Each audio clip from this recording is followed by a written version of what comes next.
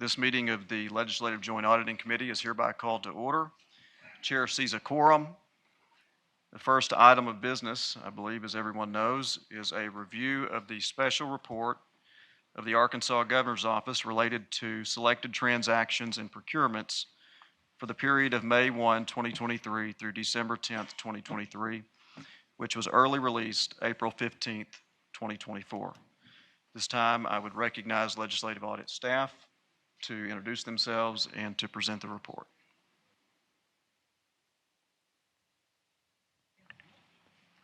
Thank you, Mr. Chair. My name is Danny Leith, and I'm with Arkansas Legislative Audit.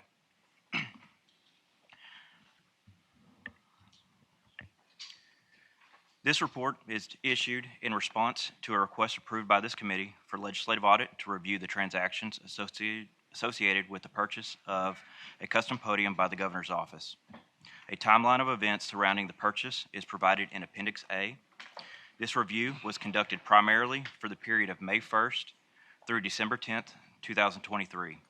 Additional field work was performed through February 8, 2024. And although the terms podium and lectern are often used interchangeably, this report refers to the item as a podium because this term was used by vendors and on invoices and other supporting documentation. A road case was also purchased and is included in this review.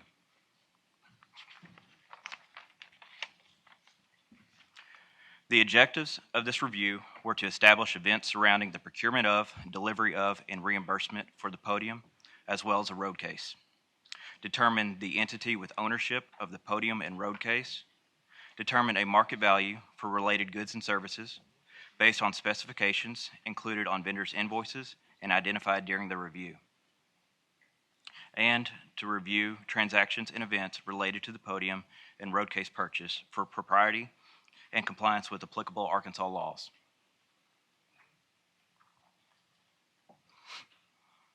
On January 17, 2023, the Governor's Office requested additional appropriation of over $447,000 for fiscal year 2023 for the purchase of necessary computer equipment and maintenance services. These funds were tracked in as transition funds in ACES, the state's accounting system. This request was approved by the Joint Budget Committee on January 26th. For the Governor's inauguration ceremony, a Falcon-style podium was provided by Salem Strategies, an out-of-state vendor that the Republican Party of Arkansas contracted with to coordinate inaugural events. After the inauguration, the Governor's Office staff contacted Hannah Stone, representing Salem Strategies, for information on portable podiums, and on February 22nd, requested a quote for a customized podium similar to the one used in the inauguration.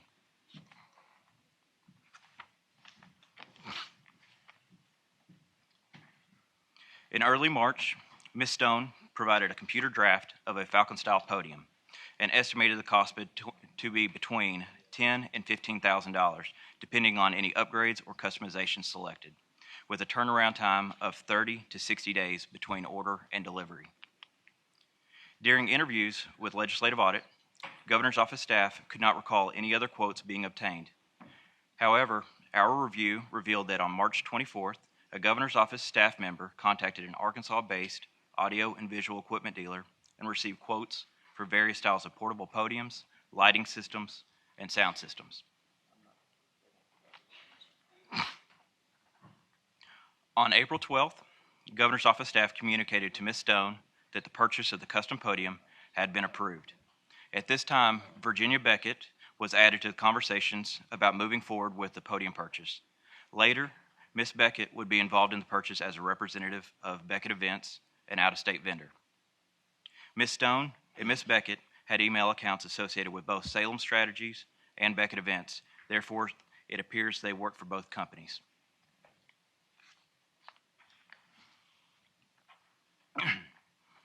Because the podium was being made to custom specifications, Governor's Office staff indicated that the vendor required payment for production could begin.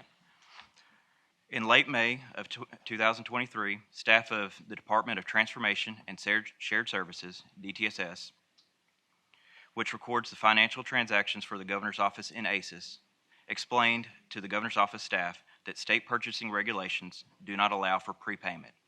Instead, a purchase order could be issued, but payment could not be released until the item was delivered. To use transition funds allocated to the governor's office, the podium had to be ordered, paid for, and received by June 30th, 2023, the end of the state fiscal year. Through discussions with DTSS, governor's staff determined that a purchasing card, or a P card, would be utilized to pay for the podium rather than a purchase order.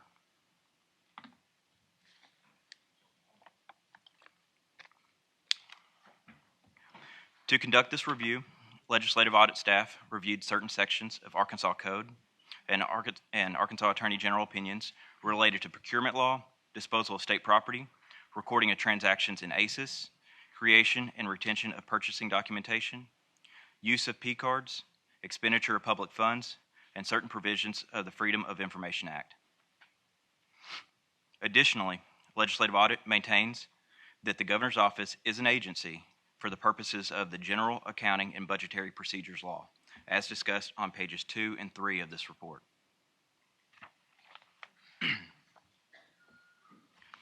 The first objective of this review was to establish events surrounding the procurement of, delivery of, and reimbursement for the podium, as well as a road case. The governor's office received an invoice on May 23, 2023 from Ms. Stone, representing Salem Strategies, for a 39-inch custom Falcon podium, custom podium road case, and taxes and shipping, totaling $21,475. This invoice is provided in Appendix G of the report. Shortly thereafter, governor's office staff contacted Ms. Stone due to the increased cost from the original estimate of $10,000 to $15,000. Ms. Stone sent a second invoice dated May 30th that shows a preferred customer discount of $3,000, making the total now $18,475. This invoice is provided in Appendix H. On June 1st, at the request of the governor's office staff, DTSS authorized the purchase to be made on a P card, which did not allow for tracking in ACES. The following day, DTSS also authorized an increase in the credit limit of the P card from $5,000 to $25,000 to allow for the purchase.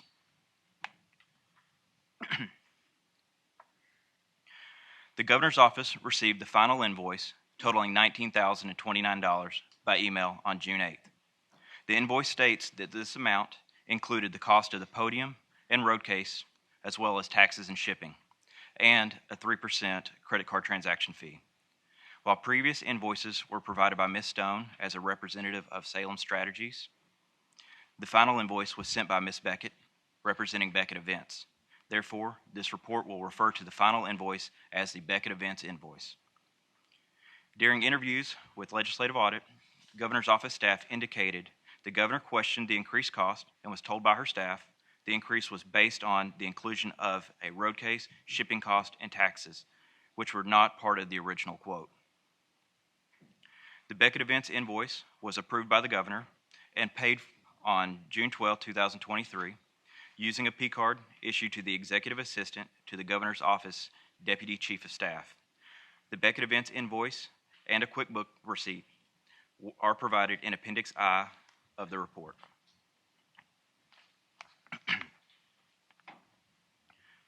The financial transaction for the purchase of the podium and road case was recorded in ACES by DTSS staff on June 28th, with the transaction date of June 15th. The P card balance was paid electronically on June 29th using part of the transition funds requested by the governor's office and appropriated by the General Assembly for fiscal year 2023. Legislative audit staff reviewed selected governor's office expenditures during the primary review period for any additional purchases of podiums or road cases and identified no additional related expenditures. A business expense justification statement, which should have been completed by the governor's office staff on the day of the purchase, was completed after the podium delivery. This form, which is provided in Appendix J, states that the expense was incurred for equipment to assist in communication for state employees as they conduct state business. In late July, Ms. Beckett informed governor's office staff via email that the podium was completed and requested a shipping instruction form for the manufacturer. later identified as Miller's Presentation Furniture. On August 2nd, Governor's Office staff completed and returned the shipping instruction form and requested assistance from the Secretary of State's office regarding the delivery. On August 9th, the Podium was delivered in a wooden palletized crate, and final delivery was made to the Governor's Office suite by the staff of the Secretary of State's office.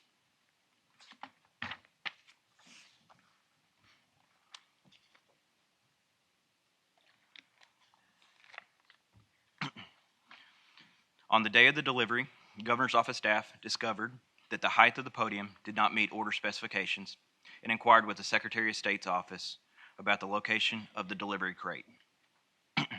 Additionally, the Governor's Office failed to notify DTSS of the delivery of the podium until DTSS inquired about its status on September 11th. Legislative Audit made multiple attempts through direct communication and through the Governor's Office to confirm specific customizations of the podium with Miller's Presentation Furniture, Salem Strategies, and Beckett Events, and received no responses. Timelines regarding these communications with these vendors, as well as questions submitted by Legislative Audit to each vendor, are provided in Appendices B, C, and D, respectively. Additionally, the Governor's Office was unable to provide formal purchasing documents or a detailed invoice indicating the podium customizations requested at the time of order. The bill of lading, which contains details of the podium shipment, is provided in Appendix K, was attached to the delivery crate, and was shredded by a member of the Governor's Office staff. During interviews with the Governor's Office staff, it was stated that the shredding of this bill of lading was inadvertent. A replacement copy was acquired by the Governor's Office staff on October 18th.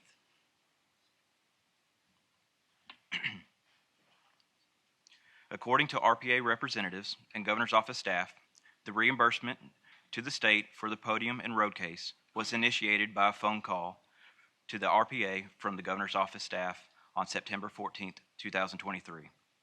The payment was authorized by the RPA on the same day, and a check for $19,029, as shown in Appendix L, was hand-delivered to DTSS by the Executive Assistant to the Governor's Office Deputy Chief of Staff. Legislative Audit was informed during interviews that the Executive Assistant was asked by the Deputy Chief of Staff to write "to be reimbursed" on the Beckett Events invoice and QuickBooks receipt, as shown in Appendix M. These documents were then attached to the Treasury receipt documentation in ACES when the check was deposited to the State Treasury on September 15th. Prior to a FOIA request made on September 11th related to the podium purchase, there was no indication the Governor's Office was seeking reimbursement for the cost of the podium and road case. It should also be noted that during the review of documents, Legislative Audit discovered 3 versions of the Beckett Events invoice. 2 of the 3 versions included the notation "to be reimbursed LH," while 1 did not. This matter will be discussed later in the presentation. The second objective was to determine the entity with ownership of the podium and road case. When the RPA reimbursed the state for the podium and related cost on September 14th, the podium did not exist as a state asset in ACES. According to interviews conducted by Legislative Audit, staff of DTSS and DFA concluded that an asset would need to be created in ACES and subsequently removed from the Governor's Office asset listing to account for the reimbursement from the RPA. On September 25th, DTSS created the asset in ACES with a $0 value and a capitalization date of June 8th, the date of the Beckett Events invoice. On September 27th, a Governor's Office employee ran an asset report in ACES, and at that time, the podium was still included on the Governor's Office asset listing.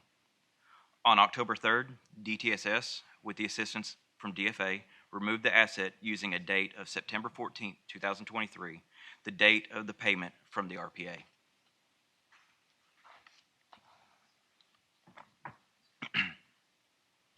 Disposal of the podium and case was not processed through marketing and redistribution, which is where a change of ownership could have occurred.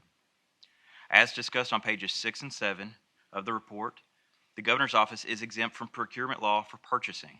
However, Legislative Audit maintains that the office is not exempt from redistribution requirements of Arkansas Code. It should be noted that the Governor's Office utilized M&R in August of 23 to dispose of other surplus state property. The podium and road case were initially paid for with funds appropriated by the General Assembly to the Governor's Office. The Governor's Office did not follow Arkansas Code requirements for disposal of state property, but instead sought full payment directly from the RPA. Therefore, Legislative Audit maintains that the podium and the road case remain state property. On October 13th, 2023, the day this committee approved the request for this review, Legislative Audit staff cited and measured the podium in the Governor's Office suite of the Capitol. A photograph of the podium and measurements taken by Legislative Audit are provided on the slide and in Exhibit 1 on page 5 of the report. According to Governor's Office staff, the podium was manufactured with customizations related to the Governor's elbow resting height and included a light but did not include a microphone or any electronic components. However, Legislative Audit was unable to confirm whether the podium contained all custom features requested due to lack of documentation. As previously mentioned, none of the three vendors responded to our attempted communication. According to the RPA representative, the road case, which was shipped separately from the podium, was delivered in early October to the RPA headquarters in Little Rock. Legislative Audit requested shipping documentation from the road case from both the Governor's Office and the RPA, but neither was able to provide any documentation of an exact delivery date. Our follow-up communication attempts with an RPA representative were unanswered. Legislative Audit staff cited, photographed, and measured the road case at the RPA headquarters on October 13th, as shown on this slide and in Exhibit 2 on page 6.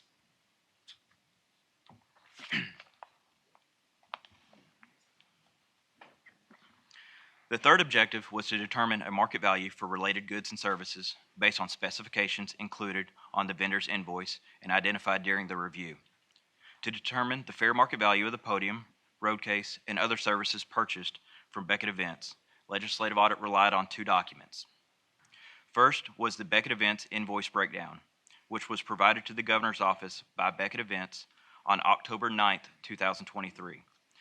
As shown in Appendix N on this slide, the breakdown document lists itemized costs for the podium, road case, podium shipping and delivery, road case delivery, and a credit card processing fee. The breakdown document also includes a consulting fee not previously disclosed on the Beckett Events invoice. The other document on which Legislative Audit relied on was the bill of lading. Legislative Audit was unable to determine the reasonableness of the cost of the podium due to custom specifications and could not determine the reasonableness of the consulting fee.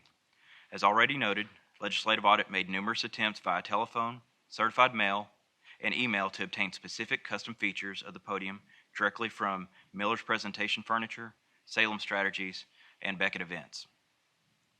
When these attempts were unsuccessful, Legislative Audit requested the assistance from the Governor's Office in communicating with the vendors. Ultimately, none of the three vendors responded to Legislative Audit's attempted communications. Based on our review, the cost for the road case, as well as shipping of the road case and podium, appear reasonable.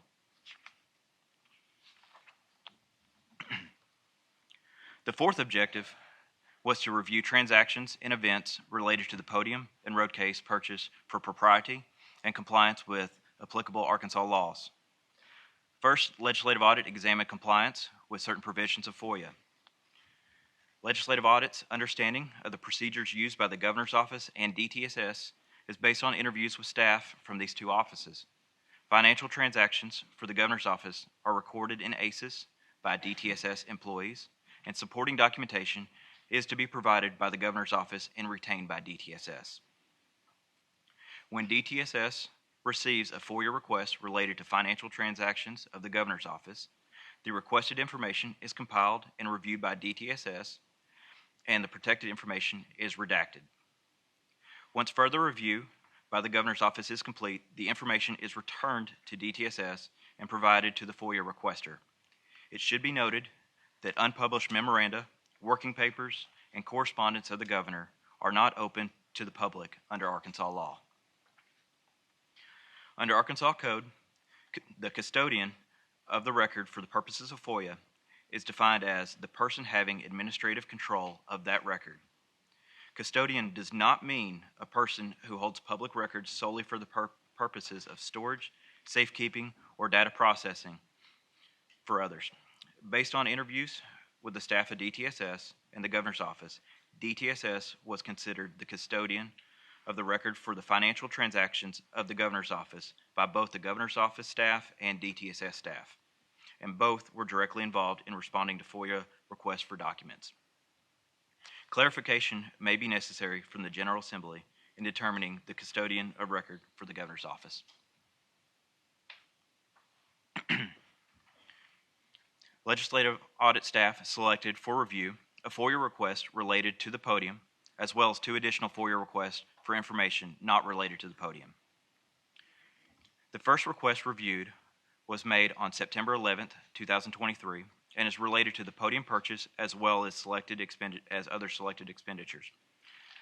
Legislative audit determined that DTSS compiled 151 pages of documentation for review and subsequently excluded 8 invoices related to expenses incurred for events held at the Governor's Mansion and paid for with Governor's Mansion funds, 2 invoices related to postage fees, 2 invoices related to custom framing and glass purchases, 1 duplicated invoice, and 1 invoice outside of the time frame of the FOIA request. This is totaling 137 documents.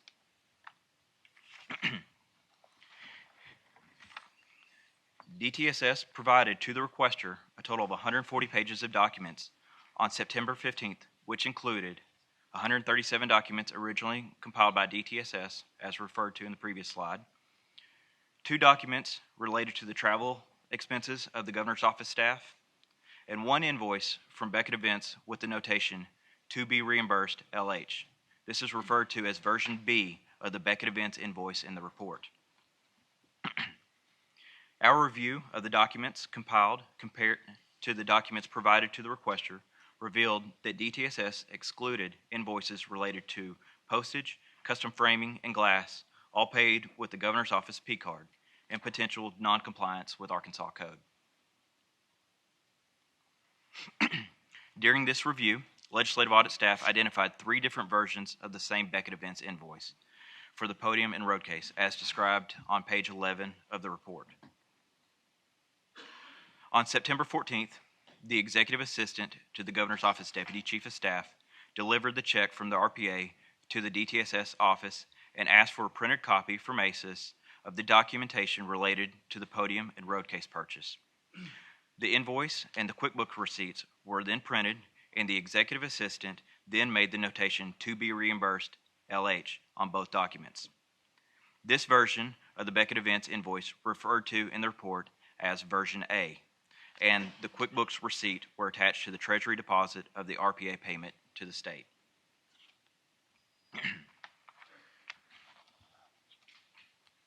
This slide discusses what the report refers to as version B of the invoice.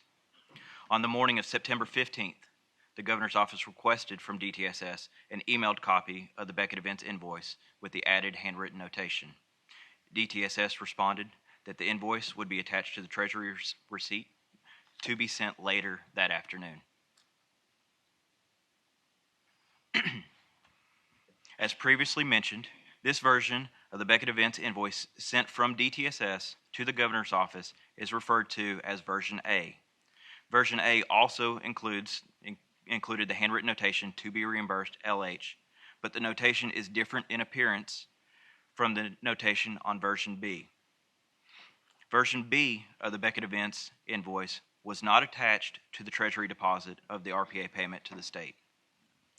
Version A and B of the Beckett Events are shown above on this slide and are also available in Appendix O on pages O1 and O2 of the report.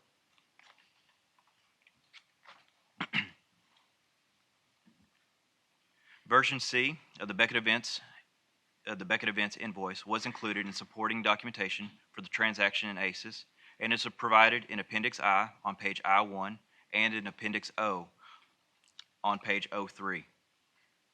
This version appears to be a copy of Version A, the original invoice sent by Beckett Events to the Governor's Office staff on June 8th.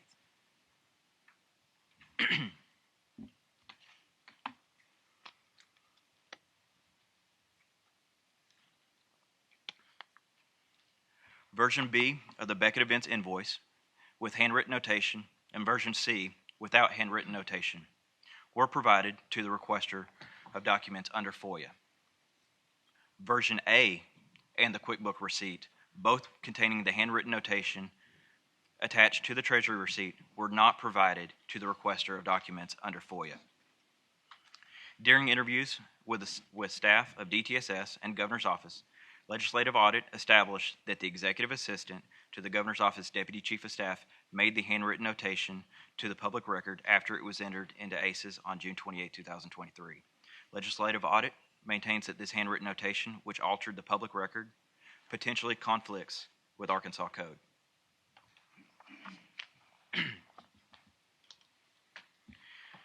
DTSS staff gathered and provided 197 and 29 pages of documents in response to the second and third FOIA request, respectively. Legislative Audit reviewed the 197 and 29 pages of documents, and other than redactions of selected information by DTSS, Legislative Audit concluded the gathered information was provided to the requester. Legislative Audit also reviewed the transactions and events related to the Podium and road case for compliance with financial management law. Prepayment for the Podium prior to the delivery resulted in a potential violation of Arkansas Code by the bonded dispersing officer. The Governor's Office potentially failed to meet code requirements by issuing payment prior to the Podium being delivered, failing to notify DTSS of the delivery of the Podium, which prohibited the transaction from being properly recorded and capitalized in ACES, and not having any formal purchasing documents or detailed invoice prior to the payment to ensure the Podium met specifications. Regarding the responsibility for ensuring delivery of goods prior to payment, clarification may be necessary from the General Assembly in defining the dispersing officer for the Governor's Office.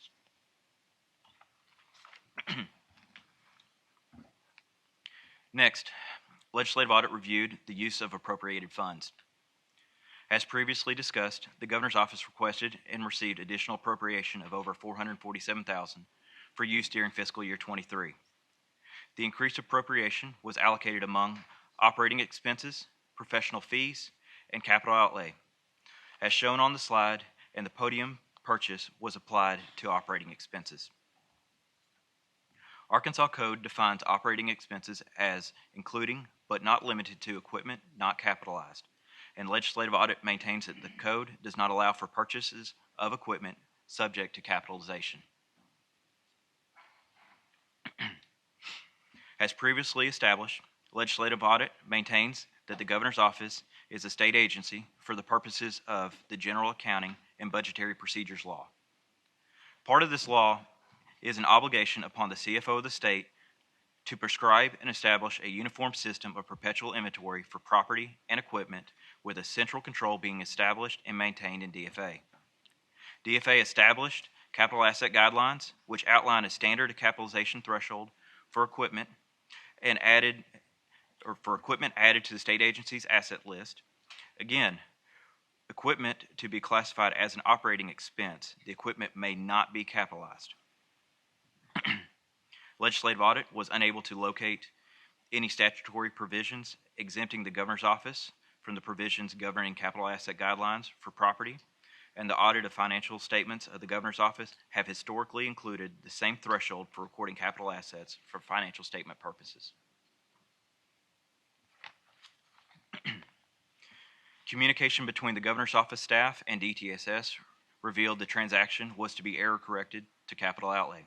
However, no documentation has been provided to verify the error correction occurred.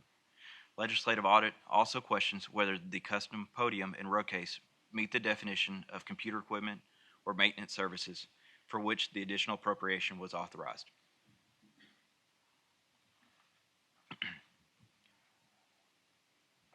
Legislative Audit also reviewed Arkansas Code requirements for disposal of state property. As previously mentioned, Legislative Audit maintains the Podium and road case are state property and should have been disposed of pursuant to Arkansas Code. The Governor's Office did not request an exemption from the State Procurement Director for disposal of state property or request credit for state property from DFA in potential noncompliance with code. Instead, the Governor's Office directly sought full payment for the Podium and case from the RPA. Lastly, Legislative Audit reviewed Arkansas Code requirements for documentation retention, and Arkansas Code mandates retention of original evidences of indebtedness in the business office of the state agency. The Governor's Office potentially violated Arkansas Code requirements when the Governor's Office staff shredded the bill of lading. Arkansas Code states that no disbursing officer of state funds shall approve any expenditure for maintenance and operation for funds for expenses of a constitutional officer or an employee of a constitutional officer unless the request of the expenditure is accompanied by required documentation. Legislative Audit maintains that the delayed creation of the business expense justification form after the delivery of the Podium rather than on the day of the purchase is a potential violation of code. This form is provided in Appendix J. Clarification may be necessary from the General Assembly in determining the business office and disbursing officer of the Governor's Office.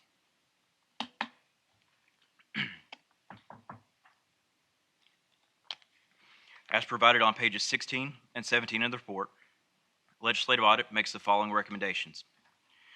We recommend that DTSS and its staff comply with FOIA regarding the provisions of public information to requesters. We recommend the Governor's Office establish adequate internal controls to ensure that payment for purchases is not issued prior to delivery and that all purchases are properly accounted for in ACEs. We recommend they retain all original documentation related to purchases and delivery of goods. Ensure timely completion of required forms related to expenditures. Dispose of state property using methods prescribed by Arkansas Code. Ensure the public record is not altered. And comply with FOIA regarding provisions of public information to requesters. We recommend the General Assembly consider defining the disbursing officer and business office of the Governor's Office, especially regarding the responsibility for ensuring delivery of the goods prior to payment, clarifying the custodian of record for the Governor's Office for the purposes of FOIA, and adding language to restrict appropriations provided under the various temporary appropriation for state agencies and institutions appropriation in the annual appropriations of the disbursing officer of DFA. This report has been forwarded in its entirety to the 6th Judicial District Prosecuting Attorney and the Arkansas Attorney General. Management's response to the report is provided in its entirety in Appendix P. Legislative Audit's remarks regarding the management's response are provided in Appendix Q. Mr. Chair, this concludes my presentation. Representatives from the Governor's Office are present to respond to committee questions. Thank you. Thank you, Mr. Leith. So at this time, I believe there are members from the Governor's Office here to answer questions. So if you would please come forward.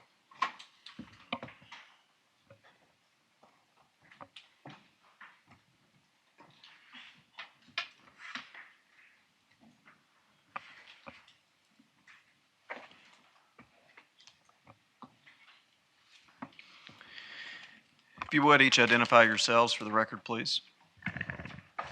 Good afternoon, Courtney Kennedy, Chief Legal Counsel for the Governor. Good afternoon, Judd Deere, Deputy Chief of Staff to the Governor. All right, Ms. Kennedy, Mr. Deere, we appreciate you being here today. As is the custom in this committee, we swear witnesses in. So if each of you would stand and raise your right hand. Repeat after me. Do you solemnly swear or affirm that the testimony you're about to give will be the truth, the whole truth, and nothing but the truth? You didn't have to repeat after me. Thank you very much. You can take your seat. It's in marriage vows.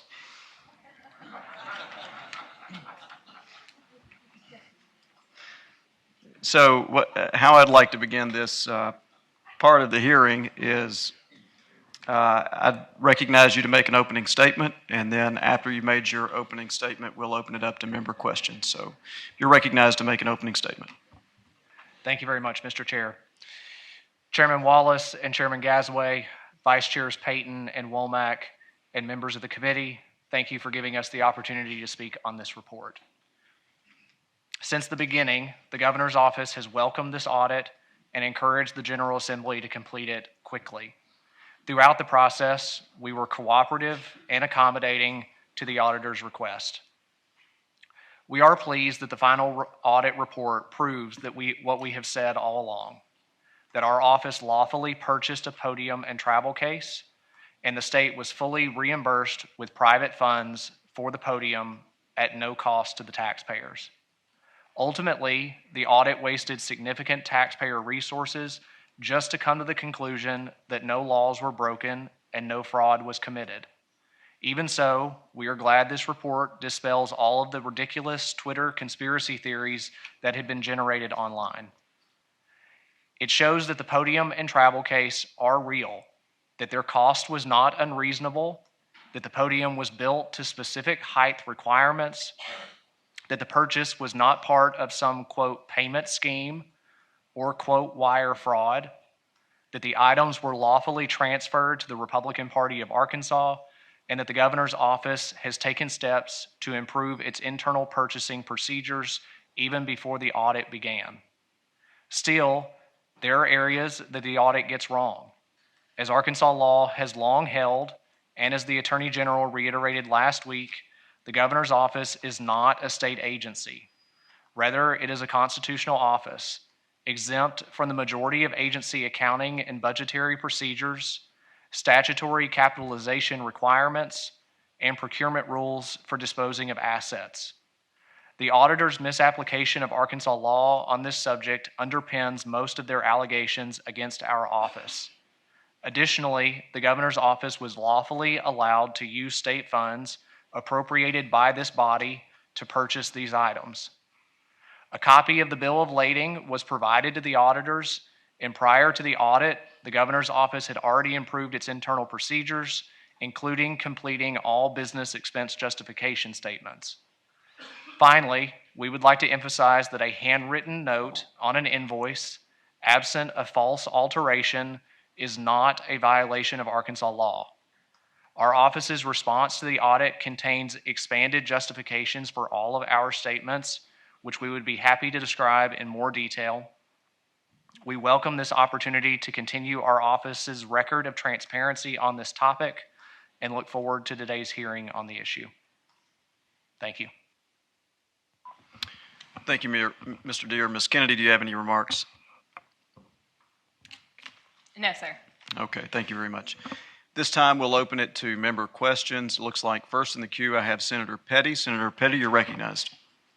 Thank you, Mr. Chair. And I don't know if it's appropriate, but I had questions for legislative audit, or I meant to pull it down and ask somebody, but I didn't. I apologize. Is it appropriate to ask those questions at this point, or should I go back in the queue for later? No, it's appropriate to ask those questions at this time. So you're recognized to ask questions to staff if you have them. Okay. Thank you, Mr. Chair. And I asked for just a little bit of latitude. As some of you may or may not know, I am a CPA, although I've not done an audit in over 30 years. I keep my license current, which includes 40 hours of continuing education each year. And so I felt like from my background as a freshman, I might actually have an area where I have some subject matter knowledge that could be helpful to the group. And so first of all, I want to say thank you to the legislative audit staff and to the governor's staff for cooperating in this matter. And first I want to call out the significance of the integrity and the independence of legislative audit.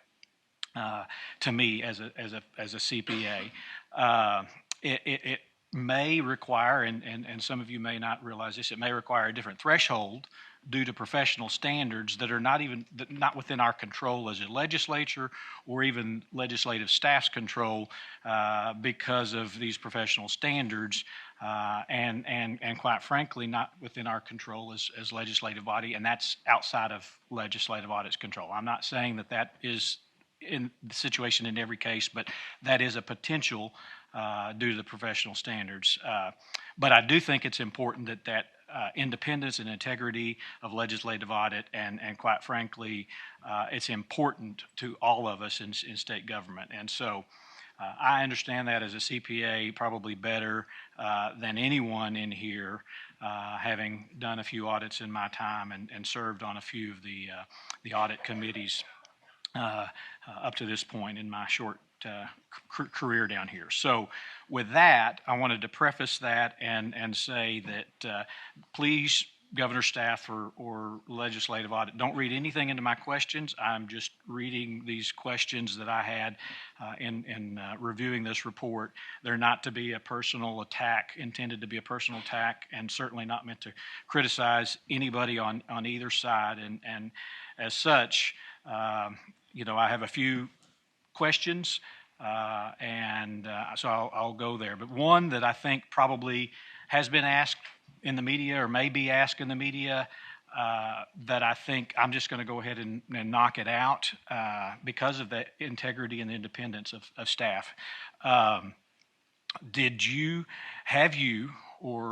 you ever felt that there was any bias towards the governor's staff by anybody in legislative audit, top to bottom, any bias towards the governor's staff or towards legislative audit within or the legislature within the legislative audit, just in any regard, felt any bias towards the governor or governor's staff or legislators? So, Senator Petty, I appreciate that. Are you asking that question of the chair, or are you asking that question of staff? Of staff. Okay. Since they were conducting the audit, I want to make sure that they didn't feel like, legislative audit had a bias towards or against the governor or towards or against the legislative body.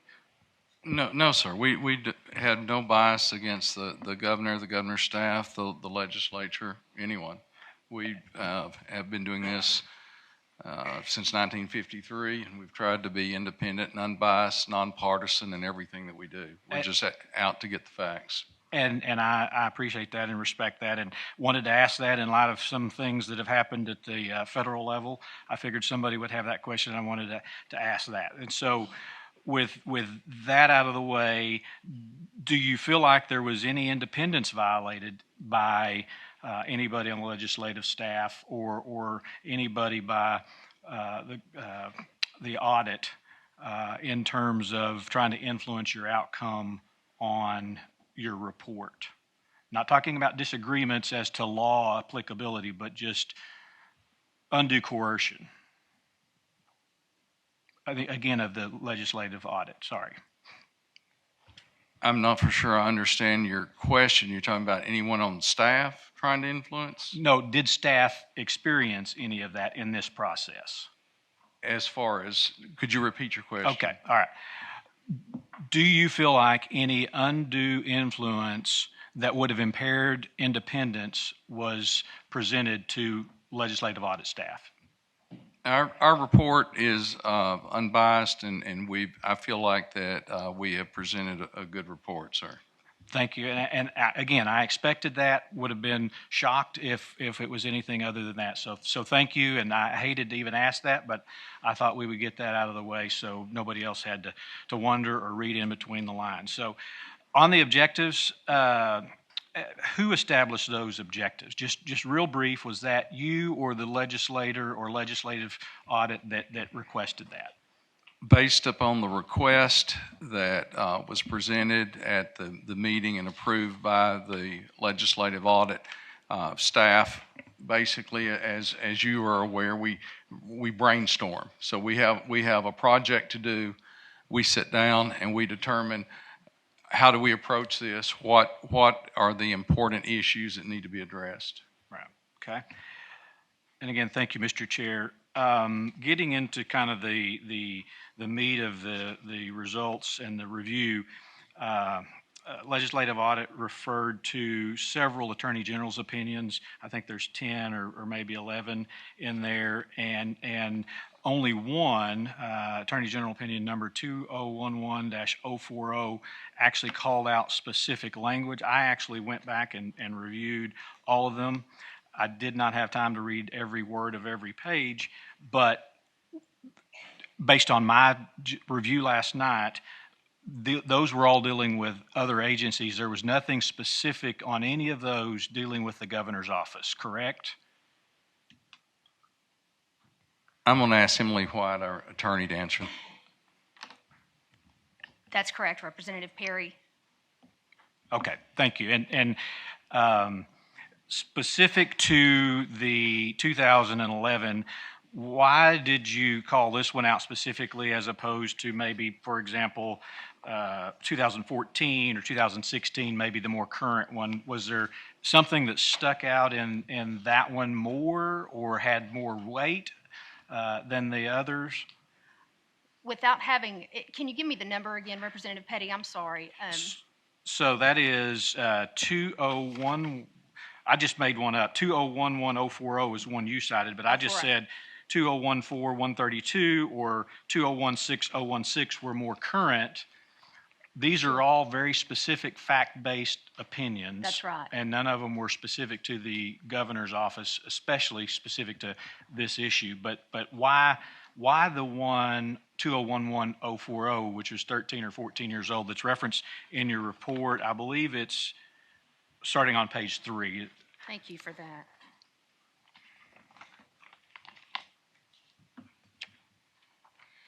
Overall, Representative Petty, when we were evaluating these specific Attorney General opinions, as you so clearly were able to put, none of them specifically related to the governor's office. However, they did take different subchapters and different code sections of the General Accounting and Budgetary Procedures Law and related those to different agencies, such as the one with higher education.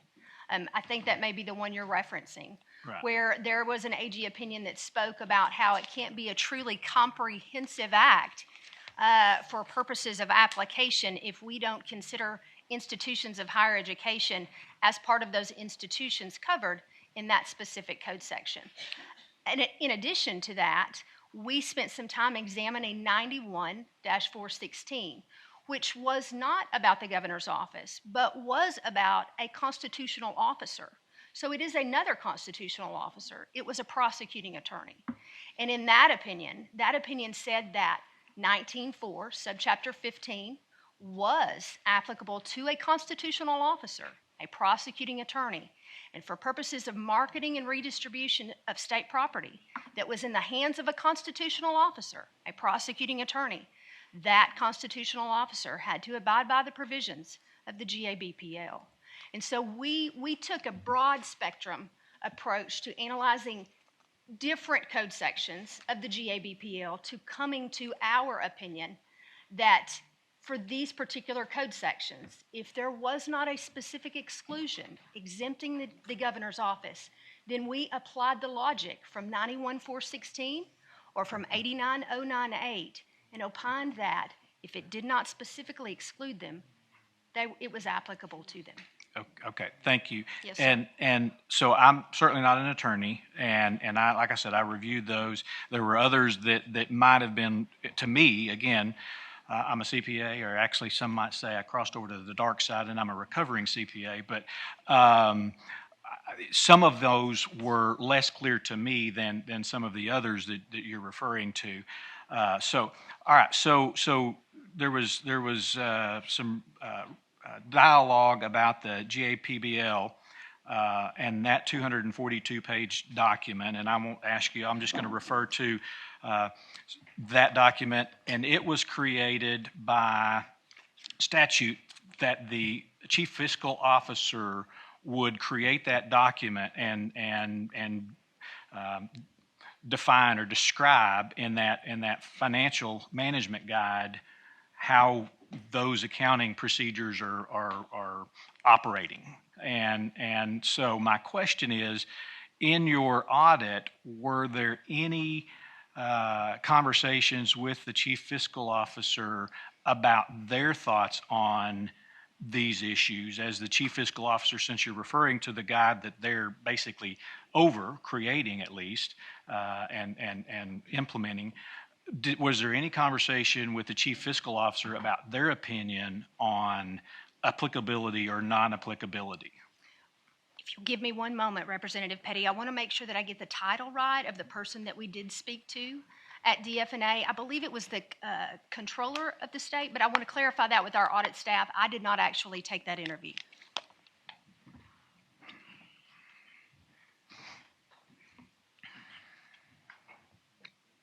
In response to that question, Representative Petty, it was the Deputy Director and Controller of Arkansas Department of Finance and Administration, Mr. Andy Babbitt. Okay, and was that referenced in the report and I just overlooked it? Yes, sir, it was.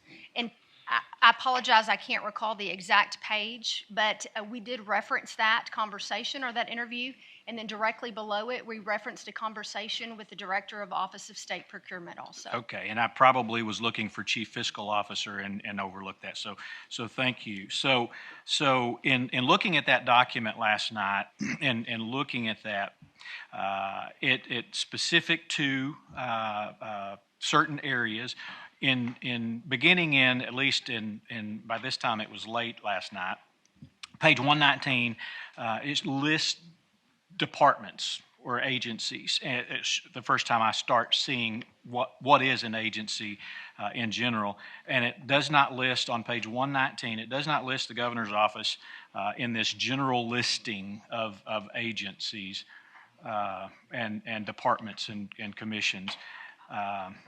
And then, so there was no specific reference to the governor's office there, but on page 191 of that document, the governor's office is listed, and it starts out by saying, for purposes of this subchapter, again talking about that financial management guide, and then from the governor's office on page 233, it says, dealing with discretionary grants, again, the governor's office and other constitutional offices are specifically referenced. And then lastly, talking about the Arkansas Financial Transparency Act, page 239, dealing with electronic filing of reports and then that financial transparency, they do specifically call. And so I say all that to say, to me, you kind of conclude your report about and I understand why. One of the first questions that I asked in one of my early legislative audit committees was,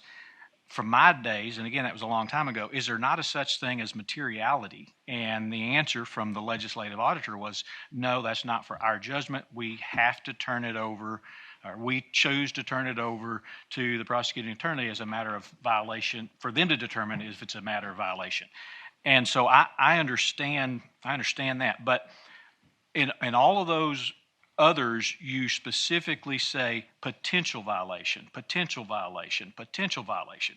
But specific to the agency, it seems that there is a more concrete, absolute, this is an agency, and at least in a layman's first review of the documents that I have, it at least questioned, it appears that there's at least a question of whether or not it is an agency or not, the governor's office is an agency or not. So can you comment on why the potential, in most of the language, until you get to that and it's absolute concrete without a doubt, and at least in my reviewing, albeit late at night, it appeared that there's some question maybe left for the Attorney General or some other higher authority. Representative Petty, would you point me in the report to that concrete section that you spoke of? Yes, ma'am.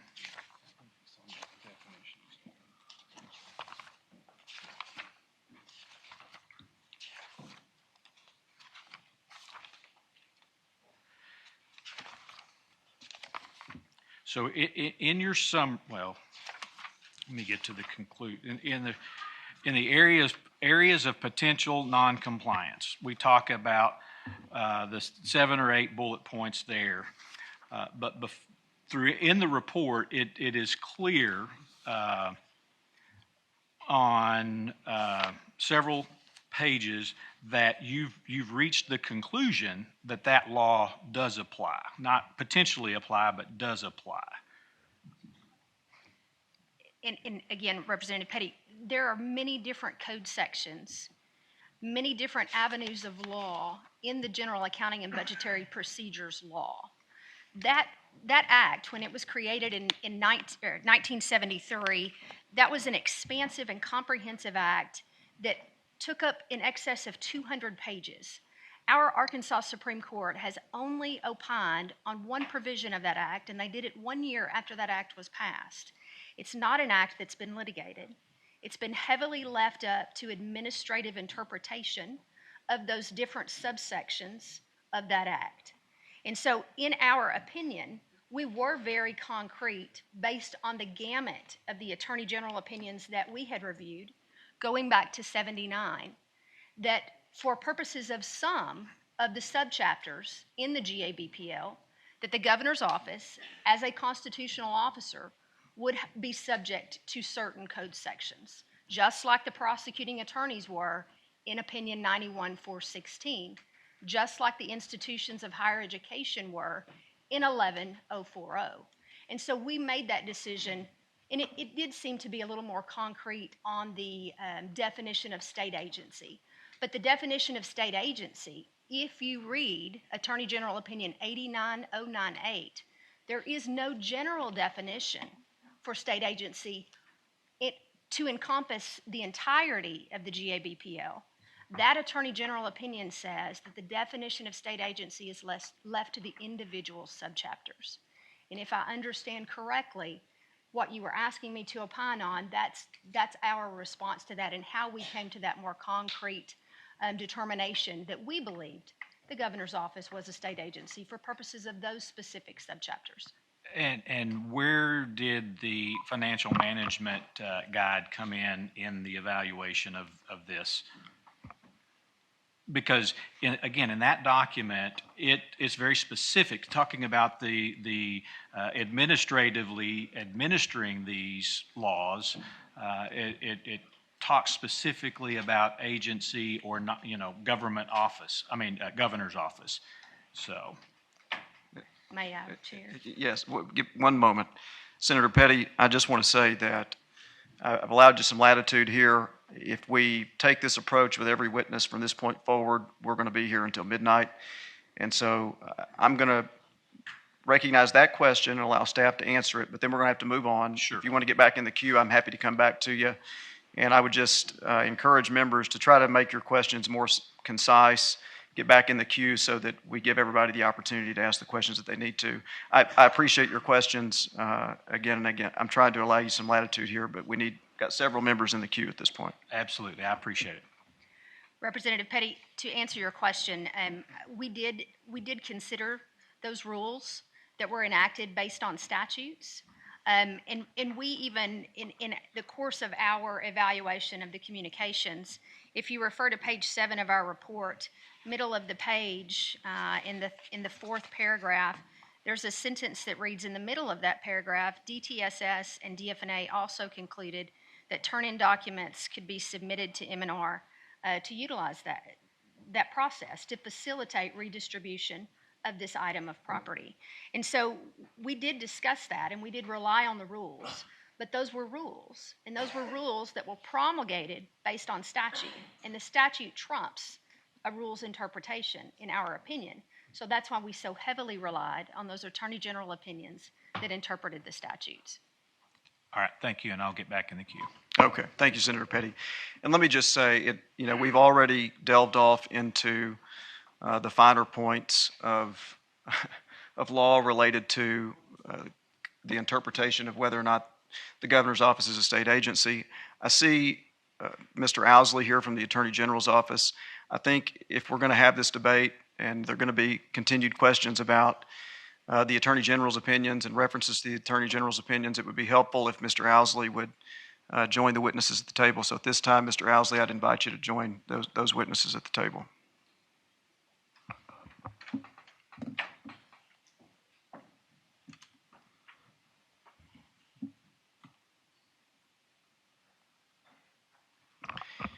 two of you would please identify yourselves for the record. Thank you, Mr. Chair, Mr. Co-Chair, members of the committee. Ryan Owsley, Deputy Attorney General. Thank you, Mr. Chairman and members of the committee. I'm Noah Watson, Deputy Attorney General of Opinions. Appreciate you both being here. Once again, if you're down at the end of that table, we're going to do as we customarily do, which is swear you in. So if each of you would stand and raise your right hands to be sworn. Do each of you solemnly swear or affirm that the testimony you're about to give in this matter will be the truth, the whole truth, and nothing but the truth? All right, thank you. All right, Senator Hammer, you're recognized. Thank you, Mr. Chair. My first question is to staff, if you would, please. In the report, I think the statement was made, or verbally, it was stated that certain individuals refused to respond to legislative audit. Could we have those identified? I think, were they the vendors, or could you qualify that? That's correct, Senator Hammer. They were the three vendors. That was Miller's Millwork or Miller's Presentation Furniture, Hannah Stone with Salem Strategies, and Virginia Beckett with Beckett Events. None of the three responded. Okay. They didn't just say we don't want to participate. They just absolutely didn't respond, correct? That's correct. All right, thank you. And then I'd like to address some questions to the governor's office. Preface it by saying I'm very proud of legislative audit, having been down here as long as I've been as House Chair, but I'm also very proud of our governor and the job that she's doing. I think there's some questions that need to be presented in order to have an opportunity to respond. First of all, why on the report it says that the governor declined to offer to speak with or provide a statement to ALA? Would you address why it was that the governor's office refused to declined to speak? Yes, sir. The governor was giving the opportunity to provide a statement to legislative audit. The governor has given multiple public statements about the podium and the purchase at this point and did not feel there was a need to give any further statements. All right, thank you. And then the second question is, and it may have been spoken to in other formats, but this legislative audit, the cost difference of the podium, of which it's referenced that the governor even questioned from the original price that was given to what it actually ended up costing. What was the rationale behind going with the higher cost podium versus what would have been a lower option? We requested quotations for a customized podium based on the one used at inauguration, which was a Falcon podium. The original quotes were between $10,000 to $15,000. Once we got the first invoice in, it was over that. That's the point the governor questioned why it was over the $10,000 to $15,000. And at that point, the vendor lowered the price by $3,000 with the next invoice. Okay. Then the next one is on the report on page 2, down about paragraph 4, it mentions that the governor's staff indicated that a vendor required payment before production could begin. On May 31st, Department of Transportation and Shared Services staff explained to the governor's office staff that the state purchasing requirements do not meet prepayment instead. So my question is, who initiated the conversation between the governor's office and the Department of Transformation and Shared Services? Was it them or was it y'all? I believe our office manager reached out indicating that we wanted to make this purchase and asking for their advice on how to do it. Why would you ask for their advice if you felt that you were not a state agency, that you were a constitutional office? Why would you reach out to them?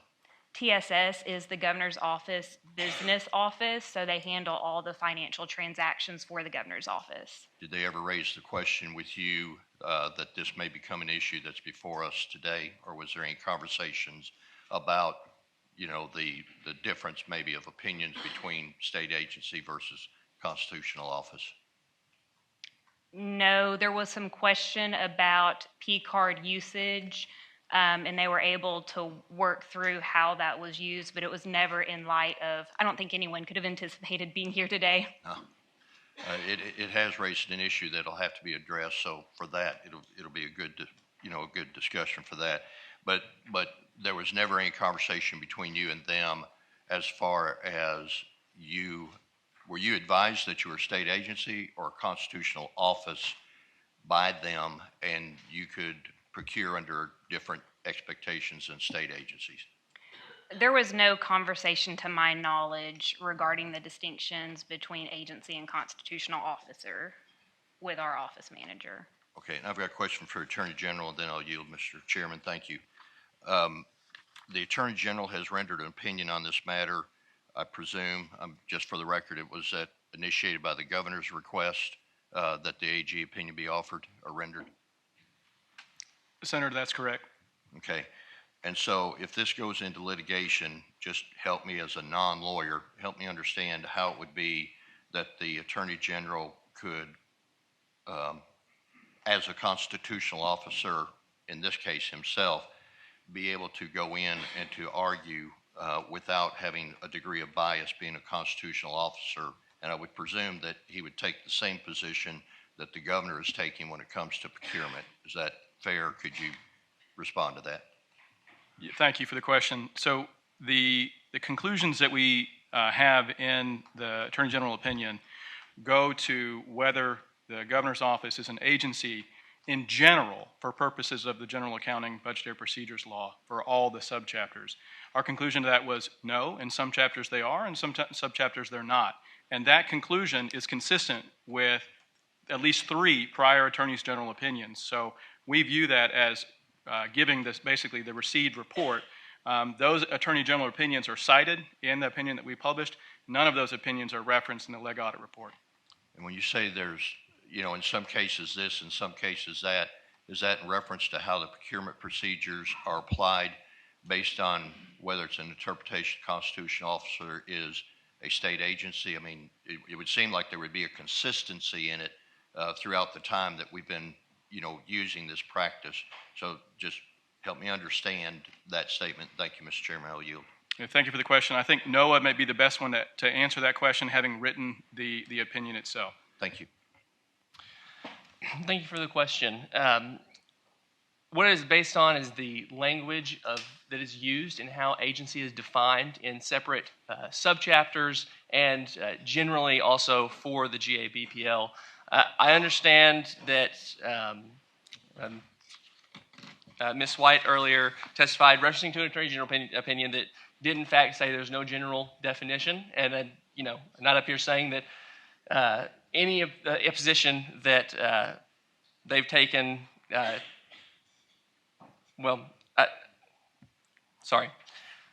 I think that the language of the statute is very clear, that there is a definition for agencies, and that is at ACA section 19.4.102.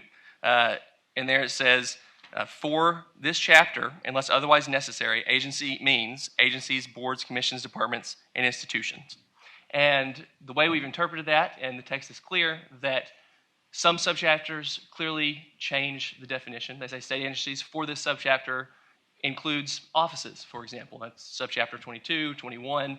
And so the opinion, like Mr. Owsley was saying, based on opinions going back 3 decades and bipartisan attorney generals saying when there's a list like that does not include the term offices, then the constitutional offices are not regulated. You think there ought to be something done in order to clear up that confusion, or do you think it's confusing at all? Because that was kind of like pick when you want to apply it, when you don't, or do you think that we need to look at bringing some clarity to that? Thank you, Mr. Chairman. Off. Senator, the opinions and our position is that when the language is expressed that way and explicitly does not include offices, that the plain language of that is clear, and that's enough. Obviously, we leave to the General Assembly if it wants to change the way those are defined or provide any additional clarity. That is in your court. Thank you, Senator Hammer. I'm going to chime in real quick. So what it appears to me with regard to the general accounting law is that we have a disputed question of law. Legislative Audit takes a specific position, and the way that I understand their position is that when you look at the general accounting law, it says that it applies to the state and then a laundry list of other entities, state agencies, boards, commissions, so on and so forth. There's a laundry list of agencies that it applies to, or entities that it applies to. And so their argument is that in other statutes that fall under the general accounting law, the governor's office is specifically exempted from complying with those. And so their argument is that by implication, because the governor's office has to be specifically exempted, that all the rest of it must apply to them. And then they, of course, reference the fact that it's referred to as comprehensive, and it is, in fact, the general accounting law, which would mean that it would apply to everyone. And their argument would be it would apply to constitutional officers as well. The way I understand the Attorney General's argument is that it's a very textualist approach, which is if the general accounting law were meant to apply to the governor's office or to constitutional offices, it would have specifically said so. And we're not going to imply that it does. If the legislature meant for it to include the governor's office, constitutional offices, they would have specifically said constitutional office. And the fact that they exempted it in some areas does not mean that they intended to include it in others. And so that is the way that I understand the Attorney General's opinion, which both seem to me to be valid legal arguments that ultimately would have to be decided by a court. So, Mr. Owsley, I want to give you the opportunity. Ms. White has, I think, fairly thoroughly explained Legislative Audit's legal position here. I want to give you the opportunity to explain the Attorney General's legal position here. Thank you, Mr. Chair. I would agree with the characterization that you just gave of the sort of state of play in terms of the arguments there. And I want to start by saying that there are many people in legislative audit whom I have great respect for and who are my friends, and I consider this to be a straight-ahead legal question on these questions about whether the constitutional officers are in all the subchapters considered agencies. So in addition to the inference that you just gave, I would add a few more that are also outlined in our opinion. The first is there are some times within the General Accounting and Budgetary Procedures Law, this is Title 19, Chapter 4, and all the subchapters. There's a lot of subchapters. There are sometimes in those in that chapter where constitutional officers are expressly included in the general rule. So it's not just that there are some times where they're expressly excluded, and so one might say, oh, well, we can have an inference that they were already included in the general rule. It's sometimes more than that. It's sometimes that the general rule expressly includes offices or officers or constitutional officers. Well, if by virtue of a very early provision in the General Accounting Budgetary Procedures Law, constitutional officers were just by default already included in the general rule, there'd be no reason why they should be added later to those other subsections. So what we have basically is some provisions of the law that expressly exclude constitutional officers, and so one might say, oh, that raises an inference, maybe they were already included. But we also have some provisions of the General Accounting Budgetary Procedures Law where they're expressly included in the general rule, which then raises the idea, well, I guess they weren't included already. And so we have these two different sort of arguments. How do we weigh that out? Well, the way that we have weighed it out in the opinion that we just published, the way that the previous Attorney General weighed it out, and the way that 3 Attorneys Generals ago weighed it out, and these are all cited in our opinions, is that to make, for example, the governor's office subject to the chief fiscal officer's determinations about how to dispose of property could raise some separation of powers concerns. So that tips in favor of the sort of received view. So there are several lines of argument that are outlined in our opinion, not just the inferences there. And I would say to the point earlier, and in reference to the 1991 AG opinion, we found that's one that we found, and we talk about that in the opinion that we just published. And there's no reasoning provided for that conclusion. It's just the conclusion is just stated. And in law, conclusions are obviously very important, but the reasoning is even more important because it's the reasoning that you then extrapolate to new cases. And we heard earlier that none of the AG opinions that are cited at the bottom of page 2 of the report reference the governor's office, but they give certain principles that one might argue would apply in this situation. Well, to the degree that those apply, it's entirely based on the reasoning provided in those opinions. And the closest opinion that is the one that's been referenced here, the 91 opinion, there is no reasoning provided for that conclusion. And we found several other AG opinions in the past that provide the conclusion that we've arrived at and that provide the reasoning that we're applying here as well. Thank you, Mr. Housley. And I have a follow-up. So the way I understand the argument is the Attorney General's office has opined that the general accounting law does not apply for the reasons that you just said. But then the opinion makes the argument essentially that even assuming that legislative audit is right and the general accounting law does apply to a constitutional office, it would be suspect constitutionally because it would violate the separation of powers. And you give some specific reasons about why you believe the general accounting law, if it were interpreted to include a constitutional office, would violate the separation of powers. I'd like to hear a more thorough explanation of that, if you would. Yeah, thank you for the question. And just to be clear before I give some examples, and I think Noah may be the best one to give some examples, which he elucidates in the opinion itself. But before we give those examples, I just want to make clear, our position is not that constitutional officers are exempt from every part of the general accounting budgetary procedures law. There are some parts that clearly do include constitutional offices. How do we know that? Because they say offices, constitutional officers. They clearly include them in the general rule. So the position is not they're entirely exempt. Our position is if constitutional officers are included, we'll know that because the term that's used is offices or officers. And if it's okay, Mr. Chair, I'll ask Noah to follow up with some of the examples there on the separation of powers. You're recognized, Mr. Watson. Thank you. So a few of the examples here, specifically we're talking about the one mentioned, and this is on page 5 and 6 of the opinion, if anyone is taking a look at that.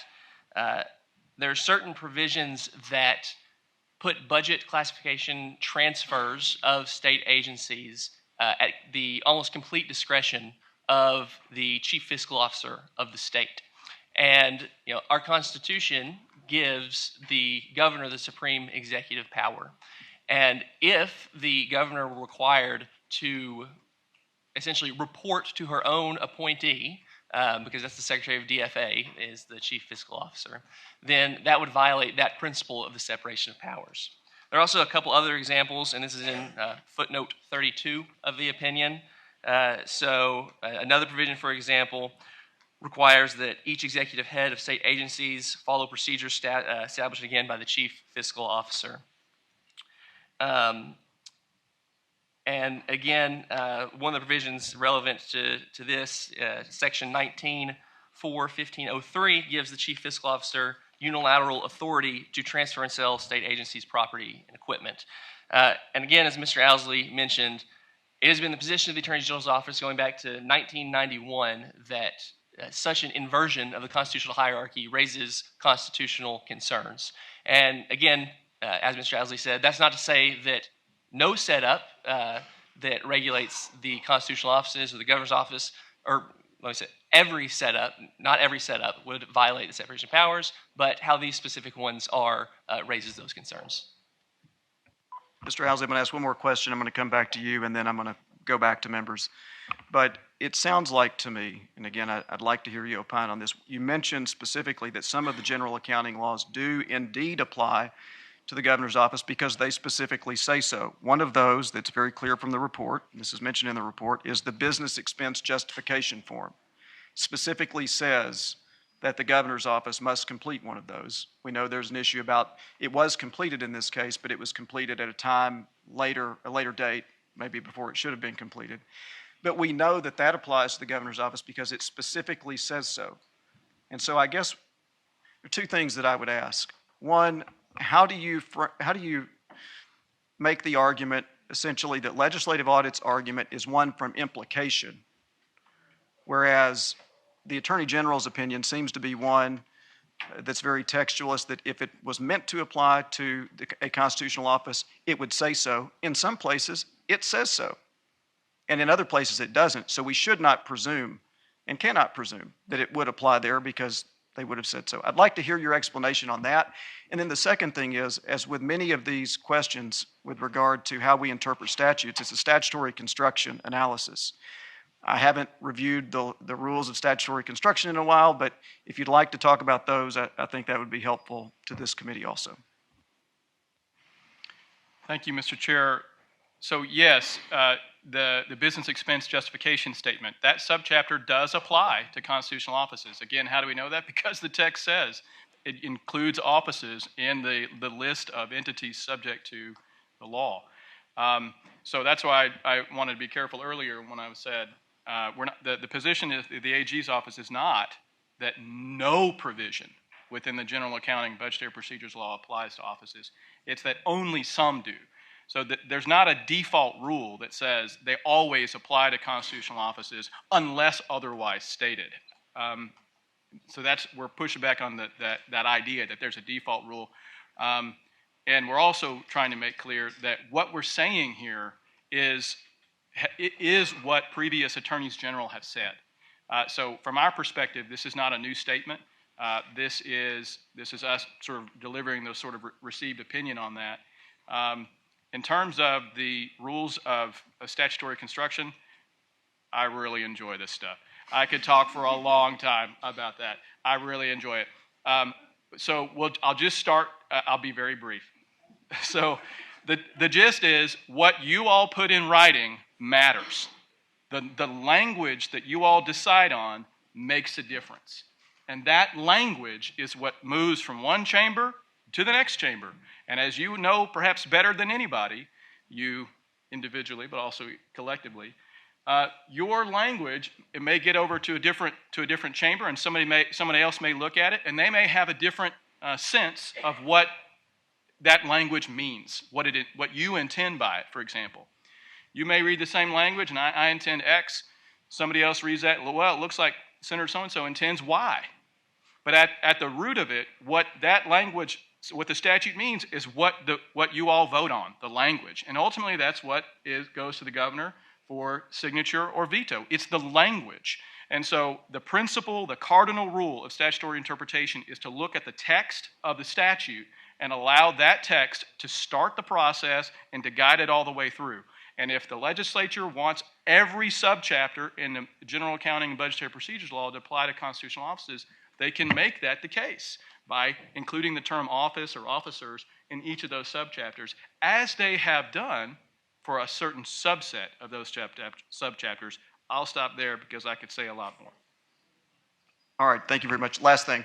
So when you look at the report and we see all of these violations that are noted of the general accounting law, I mean, it seems to me what we clearly have here is a disputed question of law as to whether or not those apply. Some of them clearly do, the business justification expense form, for instance. But with regard to many of the others, it is a disputed question of law as to whether it applies that may ultimately have to be resolved by a court. Would you agree with that? I do agree with that. Okay. All right, that's all. At this time, I'd recognize my co-chair, Senator Wallace. Thank you, sir. And thank you, Mr. Owsley, for being here today. I followed that as close as I could. But are you saying that legislative audit should not have conducted an audit of what we're studying right now? Thank you, Senator. I'm not saying that at all. Legislative audit works at the behest of this committee. My understanding is the committee asked them to conduct that audit. Legislative audit has to take they have to determine what the facts are through the mechanisms that they have in statute to ascertain those facts, and they're very good at that, and they have to apply those facts as they understand them to the law. What I'm here today to talk about is the law part, and the degree to which the findings that they've made render certain legal conclusions. And there's, in the report itself, on page 16, there are 7 bullets that I take to be essentially the summary of what our friend said earlier as he was going through the PowerPoint. And of those 7 bullets, the first 5 depend entirely on whether the governor's office is an agency for purposes of those subchapters. Our opinion has said, no, we don't think so, and furthermore, we're just reporting the received opinion on that. The 6th bullet is the business expense justification statement. That does apply, that subchapter does. The last one is a provision that applies to every public official. So what we're saying is those first 5 bullets, they found certain facts based on their investigation. That's fine. We haven't conducted an investigation. We're not looking behind that or saying anything about those facts that they have found. What we're saying is that as a matter of law, those subchapters don't apply. Those first 5 bullets, subchapters that are referenced there in the first 5 bullets, don't apply. Thank you, sir. Appreciate it. Yes, sir. Representative Mayberry, you're recognized. Thank you, Mr. Chair. I was really hoping that you all would have brought the lectern with you today so we could see it.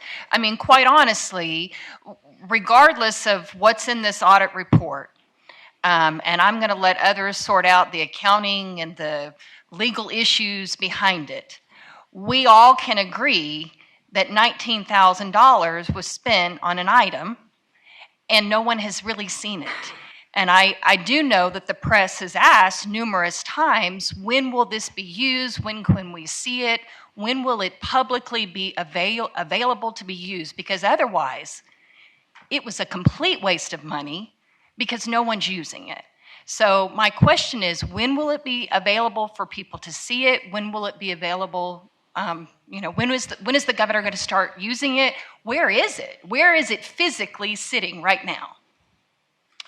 Thank you for the question. It's physically sitting in the governor's office where it always has been since it was delivered in August. Any of you are welcome to come see it when we're finished here. We would welcome the opportunity to show it, just as we have showed it to members of the press who have asked to see it. The Arkansas Democrat-Gazette photographer took a picture of it sometime in September and then online accused him that it was still not real. And he was there taking a picture of it. It exists. It's real. The governor fully intends to begin using it as soon as this audit was completed. But she recognizes that it's been a distraction at the moment, and she wasn't going to allow her use of a podium while the audit was being conducted to distract from other work that she was doing. The podium is going to be used, as I think is evident by the video that she put out last night.